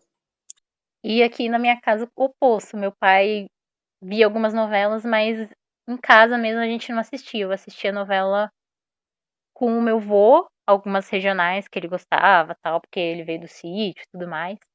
Mas a gente não tinha essa cultura da novela. Minha mãe já é totalmente aversa, assim. E o meu pai tem algumas novelas pontuais, e o Bem Amado é justamente uma novela muito pontual, que ele sempre fala, que é do Dirceu Borboleta, que é um conhecido dele que parece com o Dirceu Borboleta, eu acho que é o personagem também que também se chama Dirceu. Então, e que se parecia com o personagem. E ele sempre fala, desce de Beto Rockefeller. Então, tem essa coisa da novela, mas até nas casas que não tem a novela, né? Aqui em casa a gente nunca foi muito. Só comigo, que eu era muito noveleira. Sempre fui desde criança. Mas eles não, meus pais não. Então, mesmo nas casas que não tem essa cultura da novela, a gente tem alguma coisa de novela que vai ser comentado, né? No Brasil. Você falou, a minha avó era muito SBT, tipo, a minha avó era muito SBTista, a mãe do meu pai, ela assistia todas essas mexicanas, eu assistia junto com ela, Chaves, a minha mãe, por exemplo, não vê graça no Chaves, mas eu olho Chaves, eu lembro que ela dava risada, ela gostava de assistir os programas do Silvio Santos, sempre tem essa de, sei lá, com cada pessoa da família, emissora ou algum programa, alguma coisa. Tem uma coisa, né, que a minha mãe fala que quando ela estava grávida de mim, ela assistia muito a TVS, que é o SBT. Eu tenho uma coisa, eu sempre falo que é Globo na razão, SBT no coração, né? Porque o SBT é um treco surreal, né? É uma emissora que sai de um programa de auditório e vira uma emissora de televisão. Então, é aquilo, a gente tem essas ligações muito fortes, né? E eu acho que às vezes a televisão ela não trabalha tanto mais isso como trabalhou com a nossa geração, com a geração dos nossos pais, vamos dizer assim. Não trabalha mais. Esse que é um perigo, né? A gente vê esse distanciamento, né, de novas gerações e não tem mais essa conectividade. A gente está aqui falando das nossas vidas, né? A gente fala uma novela, fala que seu pai ouviu, que sua mãe ouviu, que sua avó. A gente vai falando isso, né? De tudo mais. A gente vai comentando essas coisas assim de que a gente vai lembrando e nossos pais nos lembram, a gente vai gostando, vamos assistindo, vendo novo e relembrando. Eu acho que esse é o problema da televisão atual. Não tá pegando e cativando as pessoas para que a gente possa futuramente lembrar disso. Também porque hoje em dia é celular, né? Todo mundo no seu próprio celular. Aqui em casa a gente assiste MasterChef junto, mas os outros programas a gente não deixa a TV ligado o tempo todo na Rede Globo ou no SBT. Antes era a TV ligado o tempo todo, né? No SBT. Eu chegava na casa do meu avô, ele tava lá com o carnezinho, vendo se ele ia ganhar uma toalha, que ele ganhou, inclusive. Mas é isso. Hoje em dia, cada um com o seu ali, vendo uma coisa ou outra, ou poucas vezes a gente fala, vamos ver tal coisa junto. Você viu tal filme? E a gente comenta assim, mas não é uma coisa mais. Não é uma coisa comunitária mais, né? Aqui em casa ainda a gente assiste novela junto. Por exemplo, Mania de Você no ano passado. Eu parei em novembro de assistir. Ai, senta aí pra ver a novela. Aí eu assisti um capítulo outro com eles. A gente assiste Vale Tudo Junto, novela das 6, às vezes. E esse negócio de as novas gerações olhar programas do passado e tudo mais. Uma vez eu coloquei no Mais SBT, naquele canal que fica só passando programas do Silvio Santos. Aí a minha irmã tava vendo, acho que era aquele Gol Show, que a bola batia na trave já ganhava o dinheiro, se ligasse já ganhava um carro. Aí a minha irmã falou assim: nossa, caramba, naquela época, assim, a gente fala tão fácil porque, nossa, ligava lá, era sorteado, já jogava e ganhava alguma coisa. Aí a minha irmã assim, nossa, se eu fosse adulta nessa época eu ia ganhar dinheiro. Aí eu falei assim, detalhe, o vô e a avó comprava muita telecena, era carnê, e eu falei, eles não conseguiram ganhar o dinheiro assim. Aí a minha irmã deu risada. Ia perder mais dinheiro, para falar a verdade. Pior que é Porque, verdade. porque imagina, o camarada que tinha que ligar pro Gol Show da vida, ele gastava numa ligação, eram R$ 3 por minuto, mais ou menos, acho que era isso, hein? Eram R$ 3 por minuto. R$ 3, vamos falar de R$ 3 em 1998, que o programa era veiculado. Se você numa ligação gastasse R$ 12, era uma grana muito preta, era uma grana cara, era um dinheiro. 50, teve até no Twitter, botaram uma cena de uma novela que a Glória Pires é presa. Eu não sei que novela é essa. Eu não sei se é Anjo Mal, se não, não Suave lembro. Veneno. Veneno. É Suave É. Veneno. E falam assim pra ela: R$ 50. Ela ficou, o quê? R$ 50? Você acha que. Então, assim, era grana e você ia perder muito dinheiro. Você ia perder muita grana, acho que você ia ter um problema. Eu falei pra ela, mas não sei se era tão fácil assim, né? Enfim, a gente olha as coisas agora, e a gente olhando agora as coisas lá atrás e fica uma coisa igual eu tava passando, acho que uma cena ontem de A Viagem, e aí tava falando sobre não sei quantos reais, eu falei assim, gente, acho que eu não sei, mas eu acho que quando tava passando A Viagem, não sei se o plano real já tava em vigor, né? Eu falei, o Bamerindos estava na novela. Você tem noção de como que era, né? Da viagem é engraçado porque foi a viagem, ela pega ela entra no ar acho que em maio, né? Em maio ou abril de 94, vocês me corrijam se eu estiver errado. Ela entra, ela tá acho que quase a metade dela é quando vira pro plano real. É a novela que vira. A viagem, ela é interessante porque ela é uma novela que ela pega três momentos históricos, né? Do Brasil. A morte do Senna, o plano real e a conquista do Tetra, né? Aliás, tem até um ponto, desculpa meninas, mas tem um ponto interessante de Éramos Seis, vocês devem saber. Éramos Seis era para ter estreado dia 2 de maio de 94. E no 1º de maio o Senna morreu. A Irene Havashi foi na frente da TV e ela falou: não tem condições de estrear a novela. A novela vai estrear na outra segunda, por conta da morte do Senna, dia 1º de maio. A novela ia começar 2 de maio. E quando você pega uma novela e adia ela, né? Que eu acho que foi a melhor coisa que eles fizeram e ela não se perde, o público se mantém no interesse com ela, é porque realmente é muito boa. Porque acontecer isso com alguma coisa assim, hoje em dia é muito perigoso a novela se perder. Mas para vocês como A Viagem, que foram as novelas ali de maior sucesso da época, eu nem falo muito da Fera Ferida e da Pátria Minha, porque não foram novelas com tanto destaque. A Viagem é muito melhor que essas duas. Mas essas duas novelas, elas pegaram momentos assim muito impactantes e não perderam audiência. Isso que é o mais importante. Essas novelas da redemocratização, né? Eu sinto que elas são um documento histórico riquíssimo. Eu tô vendo Rainha da Sucata e o que é falado ali do plano do governo e tal. Eu acho que a gente não poderia ter sido feito antes, por causa da censura. Vale Tudo até tentou ali um pouco, mas ainda tinha censura. E depois parece que foi se perdendo um pouco o interesse de colocar tanta coisa política e econômica nas novelas, tanto que agora a gente tem pouquíssimo sobre isso, né? Nas telenovelas atuais, não se fala sobre isso em nada. Mas essas novelas dos anos 90 eu sinto que são um documento histórico mesmo, que você assiste e você fala, pô, era isso mesmo que acontecia nessa época. Na minha lista, eu coloquei Vale Tudo, né? Na lista que eu te mandei. Aí eu vou aproveitar nisso que você falou, eu vou falar do Vale Tudo de 88. Vale Tudo de 88, ela é considerada, né? E para mim, as maiores novelas da história da TV, não apenas pelo enredo ou pelos personagens, que, na minha opinião, tem muito personagem mais bunda mole do que. Bom, os vilão aqui é legal. Na minha visão, os vilão é legal. Porque o Antônio Fagundes, eu não esqueci o personagem que era do Antônio Fagundes, Renato, né? Aí temos o Bunda Mole. É o Ivan, O... é o Ivan. Isso, Renato Ivan, é o que Bunda faz Mole. agora. Renato Góes. Ele mudou o nome? Não, peraí. Não, o Não, Renato Renato é o Góes é o ator. ator que faz. Isso, desculpa, gente. Ó, pra você ver como tô esclerosado.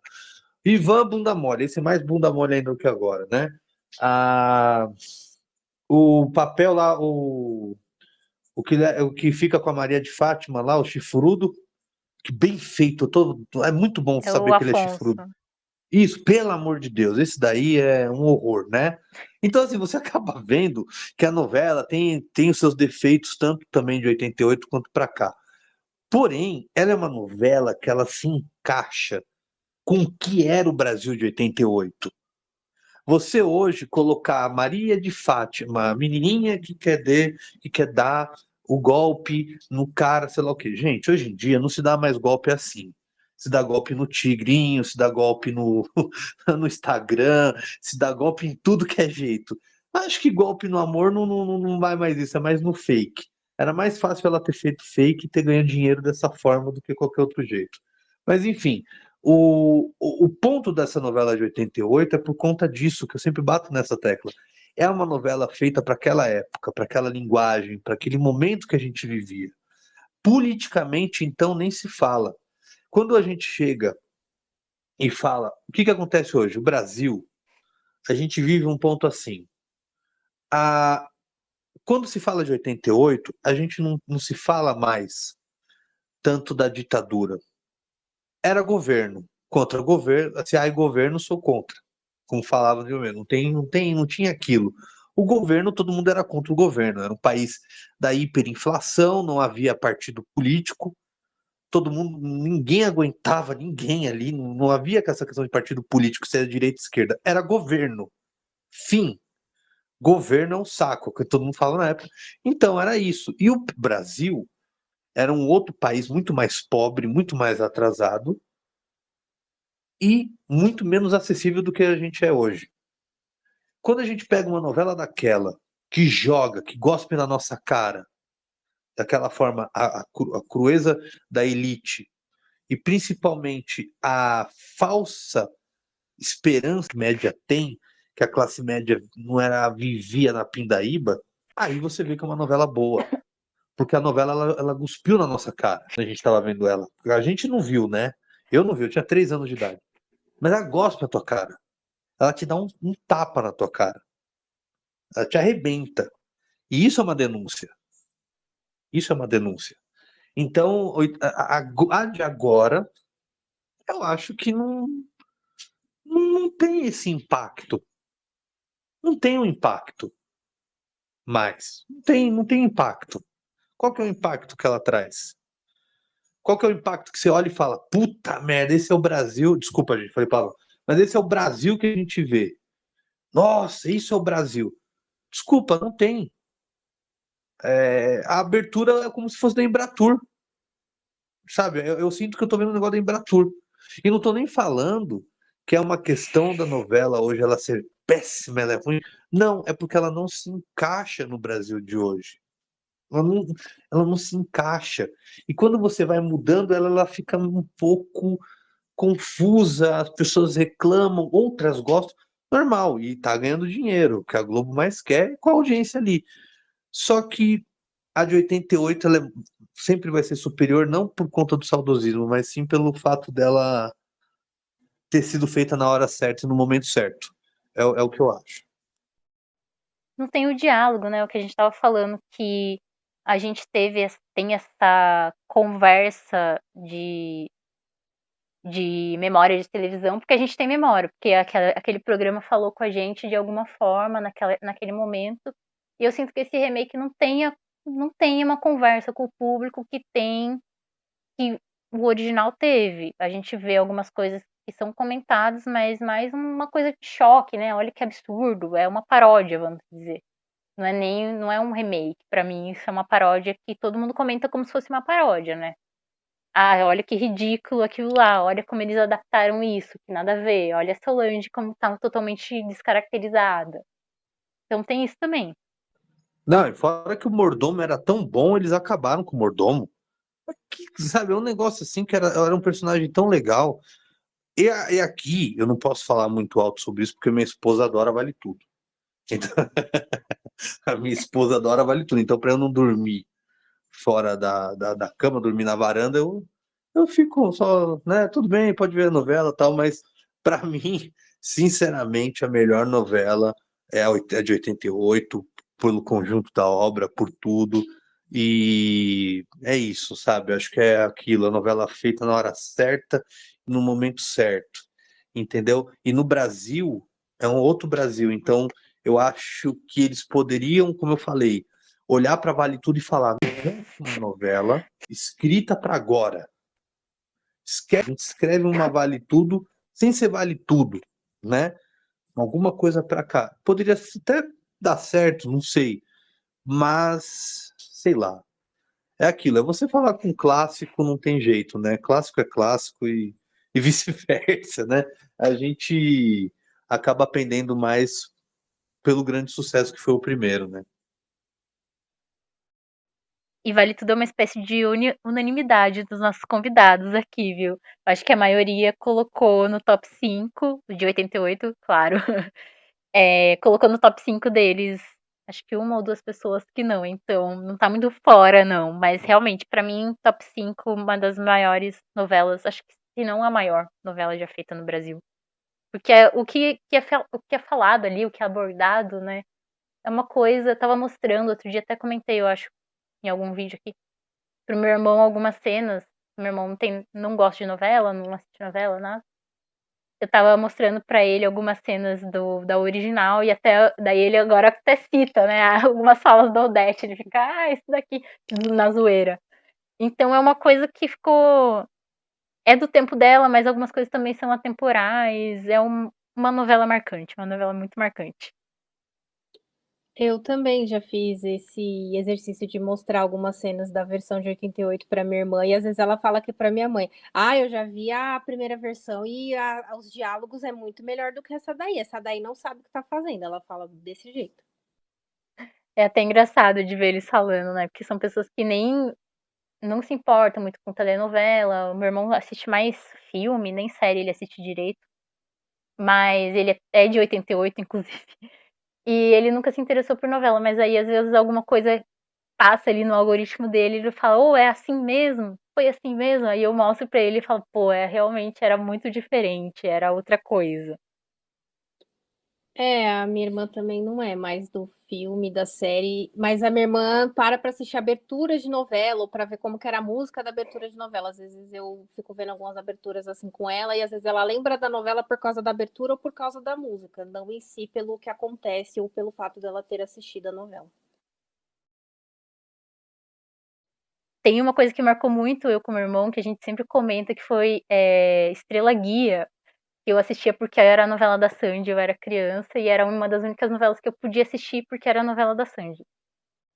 E o final foi muito marcante, que é uma coisa com fogo, assim, e aí tinha uma fala que era tipo um culto, assim, que a Sandy se envolvia. E era a Mônica Torres que fazia, uma vilãzinha do culto e tal, e ela falava, vou te libertar pelo fogo da verdade do amor, alguma coisa assim. E meu irmão sempre fala isso, ele fala, de onde que é isso? Era do Estrela Guia, sabe? Uma novela que nem foi tão marcante pra todo mundo, mas que pra gente marcou. Depois vem A Próxima Vítima, que é uma novela, eu ainda não vi, mas tá ali na minha lista, que é muito comentada. Eu acho que é uma novela que não é tão lembrada assim pelo público geral, mas dentro da bolha noveleira todo mundo fala muito bem, né?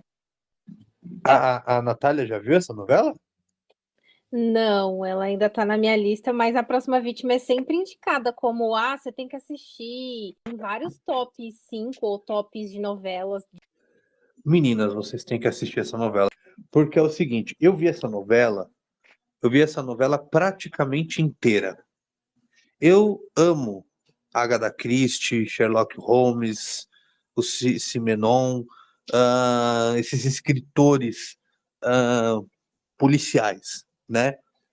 A Próxima Vítima, ela é uma novela policial, né? E isso que é legal, que hoje em dia não tem tanto, é esse enredo que o Silvio de Abreu fez nessa novela, que é maravilhoso. O final dessa novela, que é um estilo noir, que é aqueles estilos daqueles filmes de detetive dos anos 50, com aquele, é perfeito. É perfeito. É algo assim que você fica parado e fala, meu, dá para ser genial. E o cara o Silvio de Abreu foi genial em tudo. Essa novela eu tinha 10 anos de idade quando eu vi, e ela foi muito marcante para mim, porque primeiro, era aquela questão que todo mundo comentava na escola, fatalmente, todo mundo comentava quem matou a galera toda. E ela era. Eu sigo a Maria Raquel, paulistana, né? Uma novela paulistana. Então, a gente se sente mais acolhido do que aquelas que passam no Leblon da vida, em Ipanema, enfim. E quando você pega e assiste ela, você não. Eu juro, meninas, vocês não vão conseguir desgrudar. Mesmo se vocês têm um spoiler de quem matou, e tá tudo certo. Porque esse não é o porém. O porém é como é que se desenrola as coisas. E isso o Silvio de Abreu foi genial. Ele foi genial nessa novela. Então, fica a lição de casa. Vale a pena, vocês não vão se arrepender. É uma das melhores novelas que eu já vi. E eu tô prestes a rever ela com a minha esposa. Fica a dica. Silvio de Abreu, que é um autor que eu preciso assistir mais novelas. As novelas dele, talvez dos anos 90 para trás, eu ainda não vi nenhuma. Eu acho que dele eu vi Belíssima, eu vi Passione, e foi só. É um autor que eu preciso explorar mais a dramaturgia dele. Eu gosto muito de Silvio de Abreu, eu acho as novelas de comédia dele muito boas. Inclusive, eu tô vendo agora Plumas e Paetês, que ele entrou no meio para escrever o resto da novela e tá uma novela muito diferente do que o Cassiano estava escrevendo. E acho o cara genial. Eu acho que a Globo é uma burra de não ter dispensado ele. Eu acho ele, tudo que ele fala pra mim, eu fico, meu Deus, esse cara é um gênio. É um gênio das antigas, é tipo, ele aprendeu com o Boni, que aprendeu com o nível Daniel Filho, assim, e acho que é uma novela que realmente tô deficiente, é deficitária aí nessa novela, mas em breve eu vou assistir sim, até porque eu acho que é uma novela muito única, não tem nenhuma novela que se pareça com ela, menos as outras obras do Silvio, são muito diferentes. Ele tem algumas obras que são parecidas entre elas, mas não com A Próxima Vítima. Eu acho que A Próxima Vítima é uma novela muito, muito única. Muito única. E aí a última novela que você colocou é Renascer, que a gente ficou. A Nath até perguntou: ah, será que é o remake ou é o original? Eu acho que é original.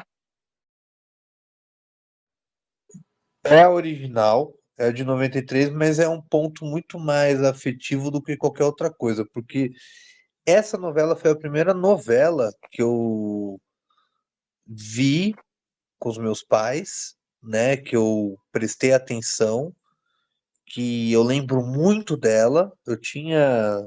Que eu lembro assim muito, muito, muito mesmo ela, porque quando eu fui ter noção de novela, o que era novela foi com Tieta, quando eu tinha meus 4 anos de idade, né? E com uma novela infantil do SBT, que era antes do Carrossel, que era chamada Chispita. Não sei se vocês já ouviram falar disso. Meu Deus, eu tô ficando velho com as coisas que estão me dando depressão. O X-Pita era uma novela antes de Carrossel. Então, eu tinha noção do que era o Dono do Mundo, Pedra sobre Pedra, enfim.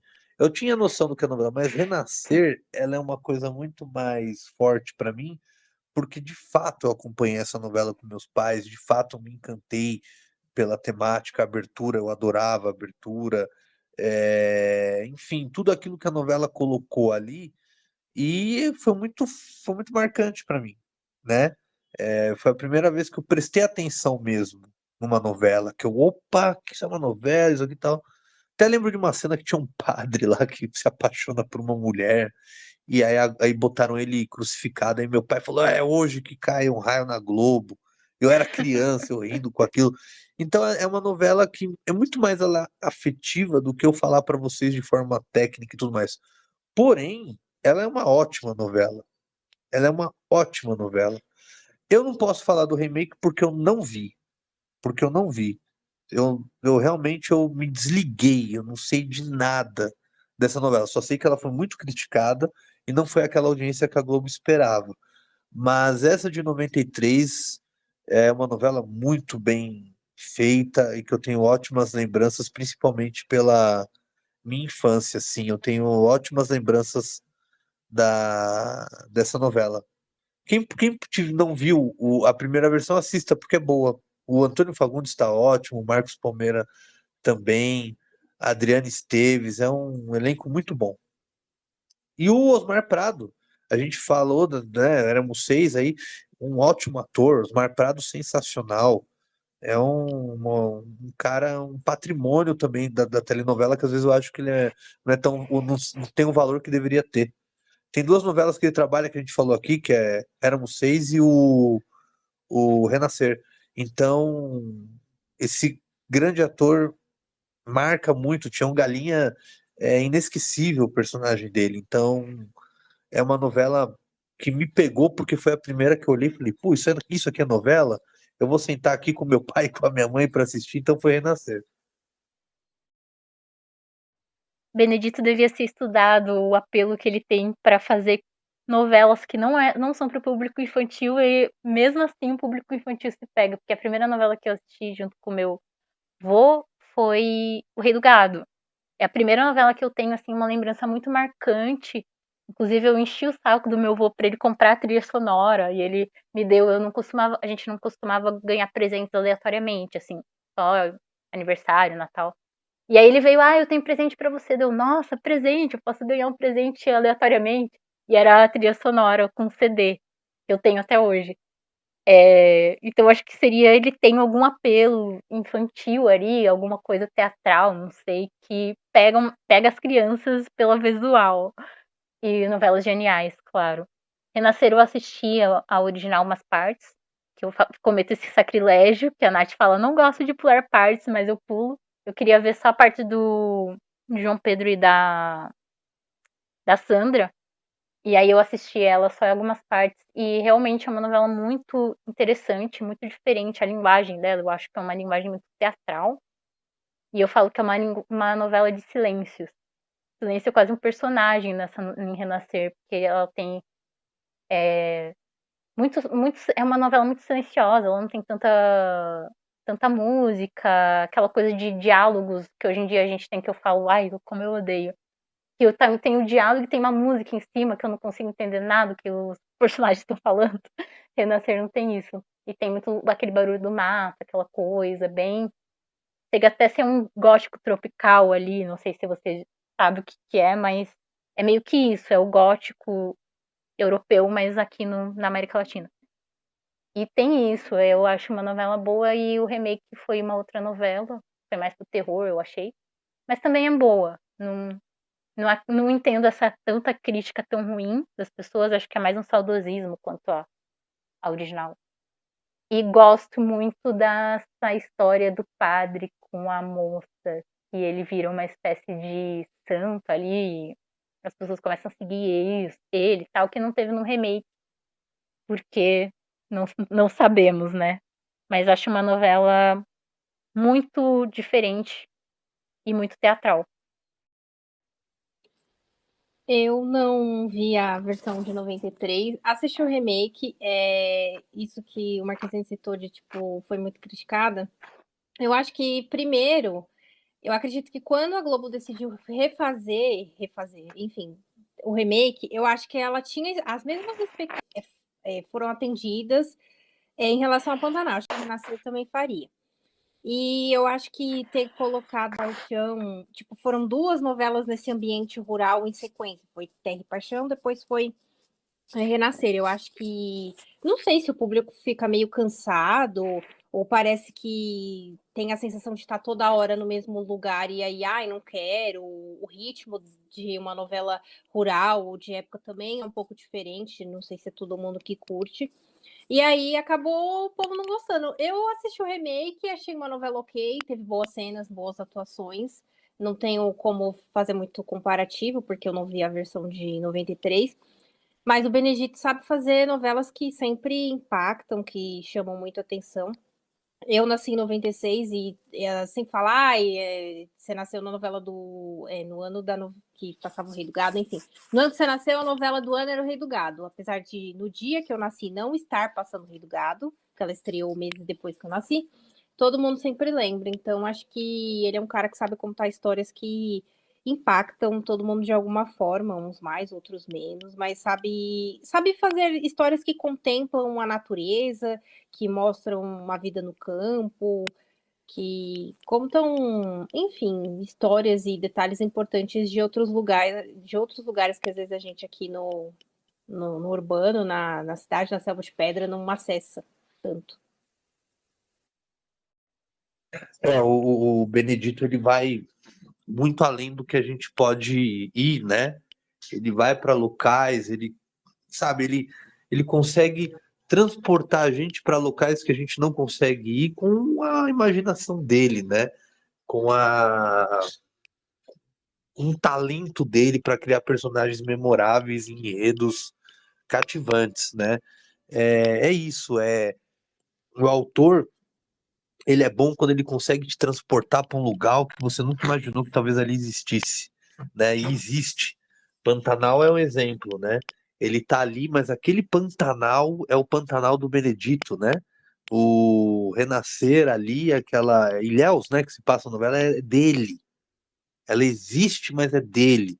Então, é fascinante muitas novelas. É claro, você tem que não deu certo, não fez tanto sucesso, mas é a vida, né? Nem tudo, nem tudo dá certo. Mas ele é incrível nisso, né? E a gente espera que venham novos autores que consigam fazer isso.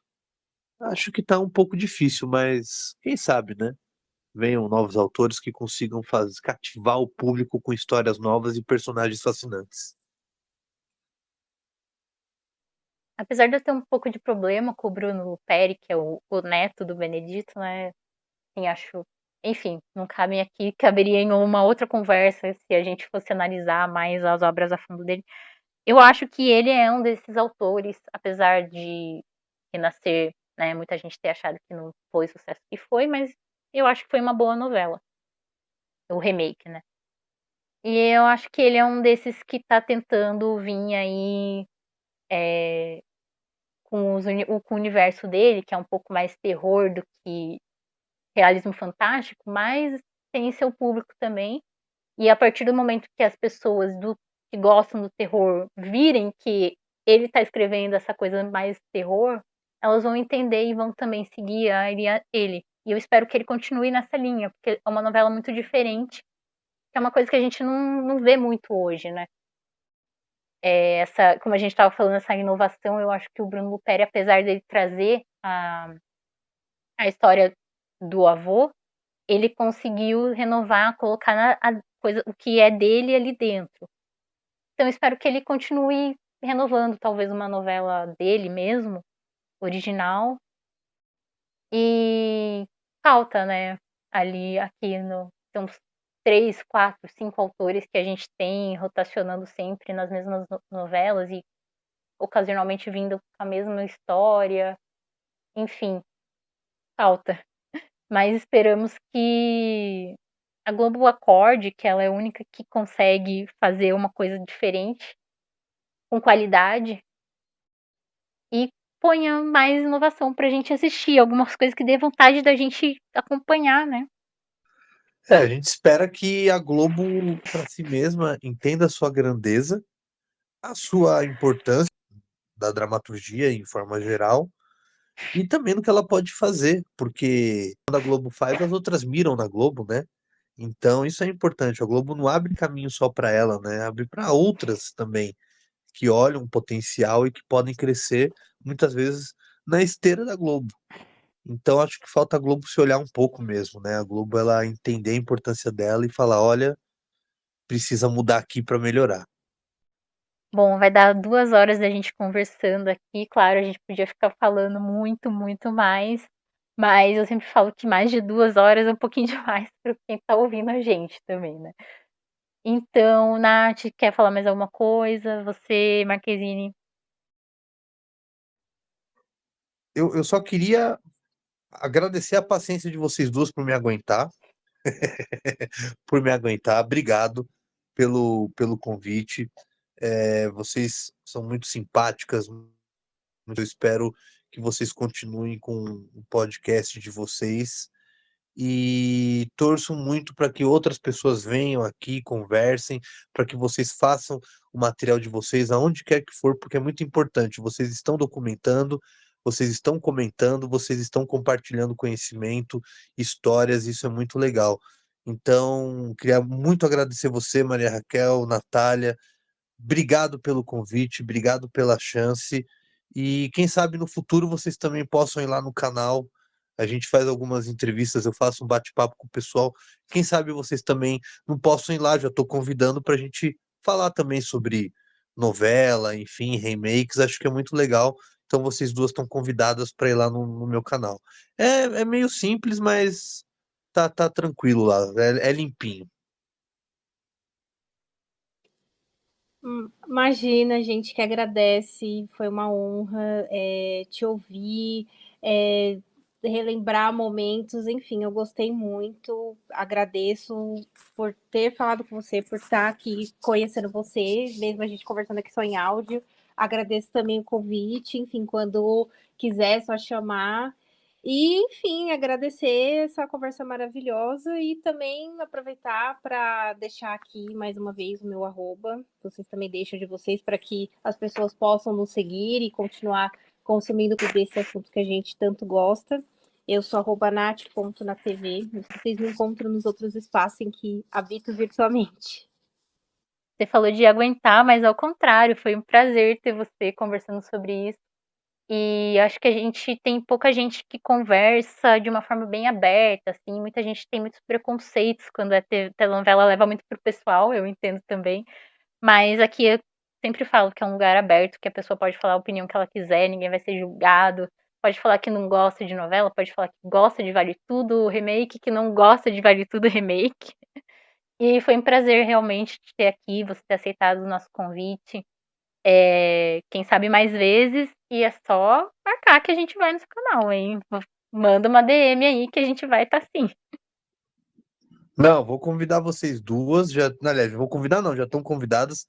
A gente só vai marcar a data, marcar o horário para a gente fazer um vídeo bacana e para a gente poder falar o que a gente gosta muito, que é televisão, porque televisão e novela engloba tudo. Tudo faz parte desse meio que a gente gosta tanto, que é tão sem vergonha com a gente, mas que a gente gosta que é a TV. Vai ser um prazer e agradeço muito pelo convite. Foi muito bacana falar com vocês. Aprendi muito com vocês aqui também. E Obrigada. lembrando de vocês irem lá seguir o canal do Marquezinho, tem muita coisa legal. Eu queria até falar, não sei se foi no seu canal ou em outro canal desses, que eu peguei uma receita de marrom glacê com a Ana Maria Braga. E é um dos únicos vídeos que tem essa receita, que é com a castanha, no YouTube, assim, não tem muito vídeo sobre isso. E foi tipo, 96 eu consegui resgatar essa receita e fazer, e deu mais ou menos certo. Então tem isso E também, a gente trazendo pro nosso dia a dia, né? com certeza isso daí é do Danilo, porque essas fitas aí do Note a Note era de uma senhora que ficava em casa e gravava a televisão, a programação da TV o dia inteiro. Uma fita tinha 12 horas, ela ficava por 12 horas zapeando a televisão e gravando a programação da TV. Acabava a fita, ela colocava, ia zapeando e gravando tudo. Agradeço o Danilo, essa senhora que gostava disso. Você conseguiu graças a essa senhora. Olha, caramba, né? Uma senhora lá em 96, 30 anos já, ela gravou e aí. E é o Pedro Janove, né? Que é o Danilo ou não? Isso mesmo, é o PC2. Ele é o Danilo, mas ele utiliza Pedro Janove, não sei, ele criou o nome. O Danilo é meio doido, né? Mas ele criou um nome lá e virou esse, Pedro Janove, mas ele é o Danilo. Tem entrevistas dele lá, tem algumas histórias interessantes dessas fitas e tudo mais. A gente falou sobre como a gente acha, porque realmente havia pessoas assim que gravavam a televisão o dia inteiro. Elas iam zapeando e gravando, é muito louco. Mas essa receita do marrom glacê foi por conta dessa senhora, que acho que era aposentada, não fazia nada e ficava gravando tudo. É muito louco, é muito louco. Pensar que esse hobby de arquivismo já naquela época já tinha nascido, né? E só por causa deles a gente tem acesso a esses programas hoje em dia de uma forma democrática no YouTube para todo mundo ver. Mas é isso, gente. Sigam o Marquezine, o canal dele, no YouTube. Não sei se no alguma rede social, se você quiser passar também. No Twitter eu tô lá. Acho que a única rede social aberta que eu tenho é o Twitter. Agora não, é o X, né, que se fala. É o X e no YouTube, Arquivo Marquezine. Todos convidados. Então, lembrando de seguir a gente também, a Nath, que é Nath.no-sofá, é isso, Nath? @nath.natv. Na TV, isso. Ai, no sofá, de onde eu tirei isso.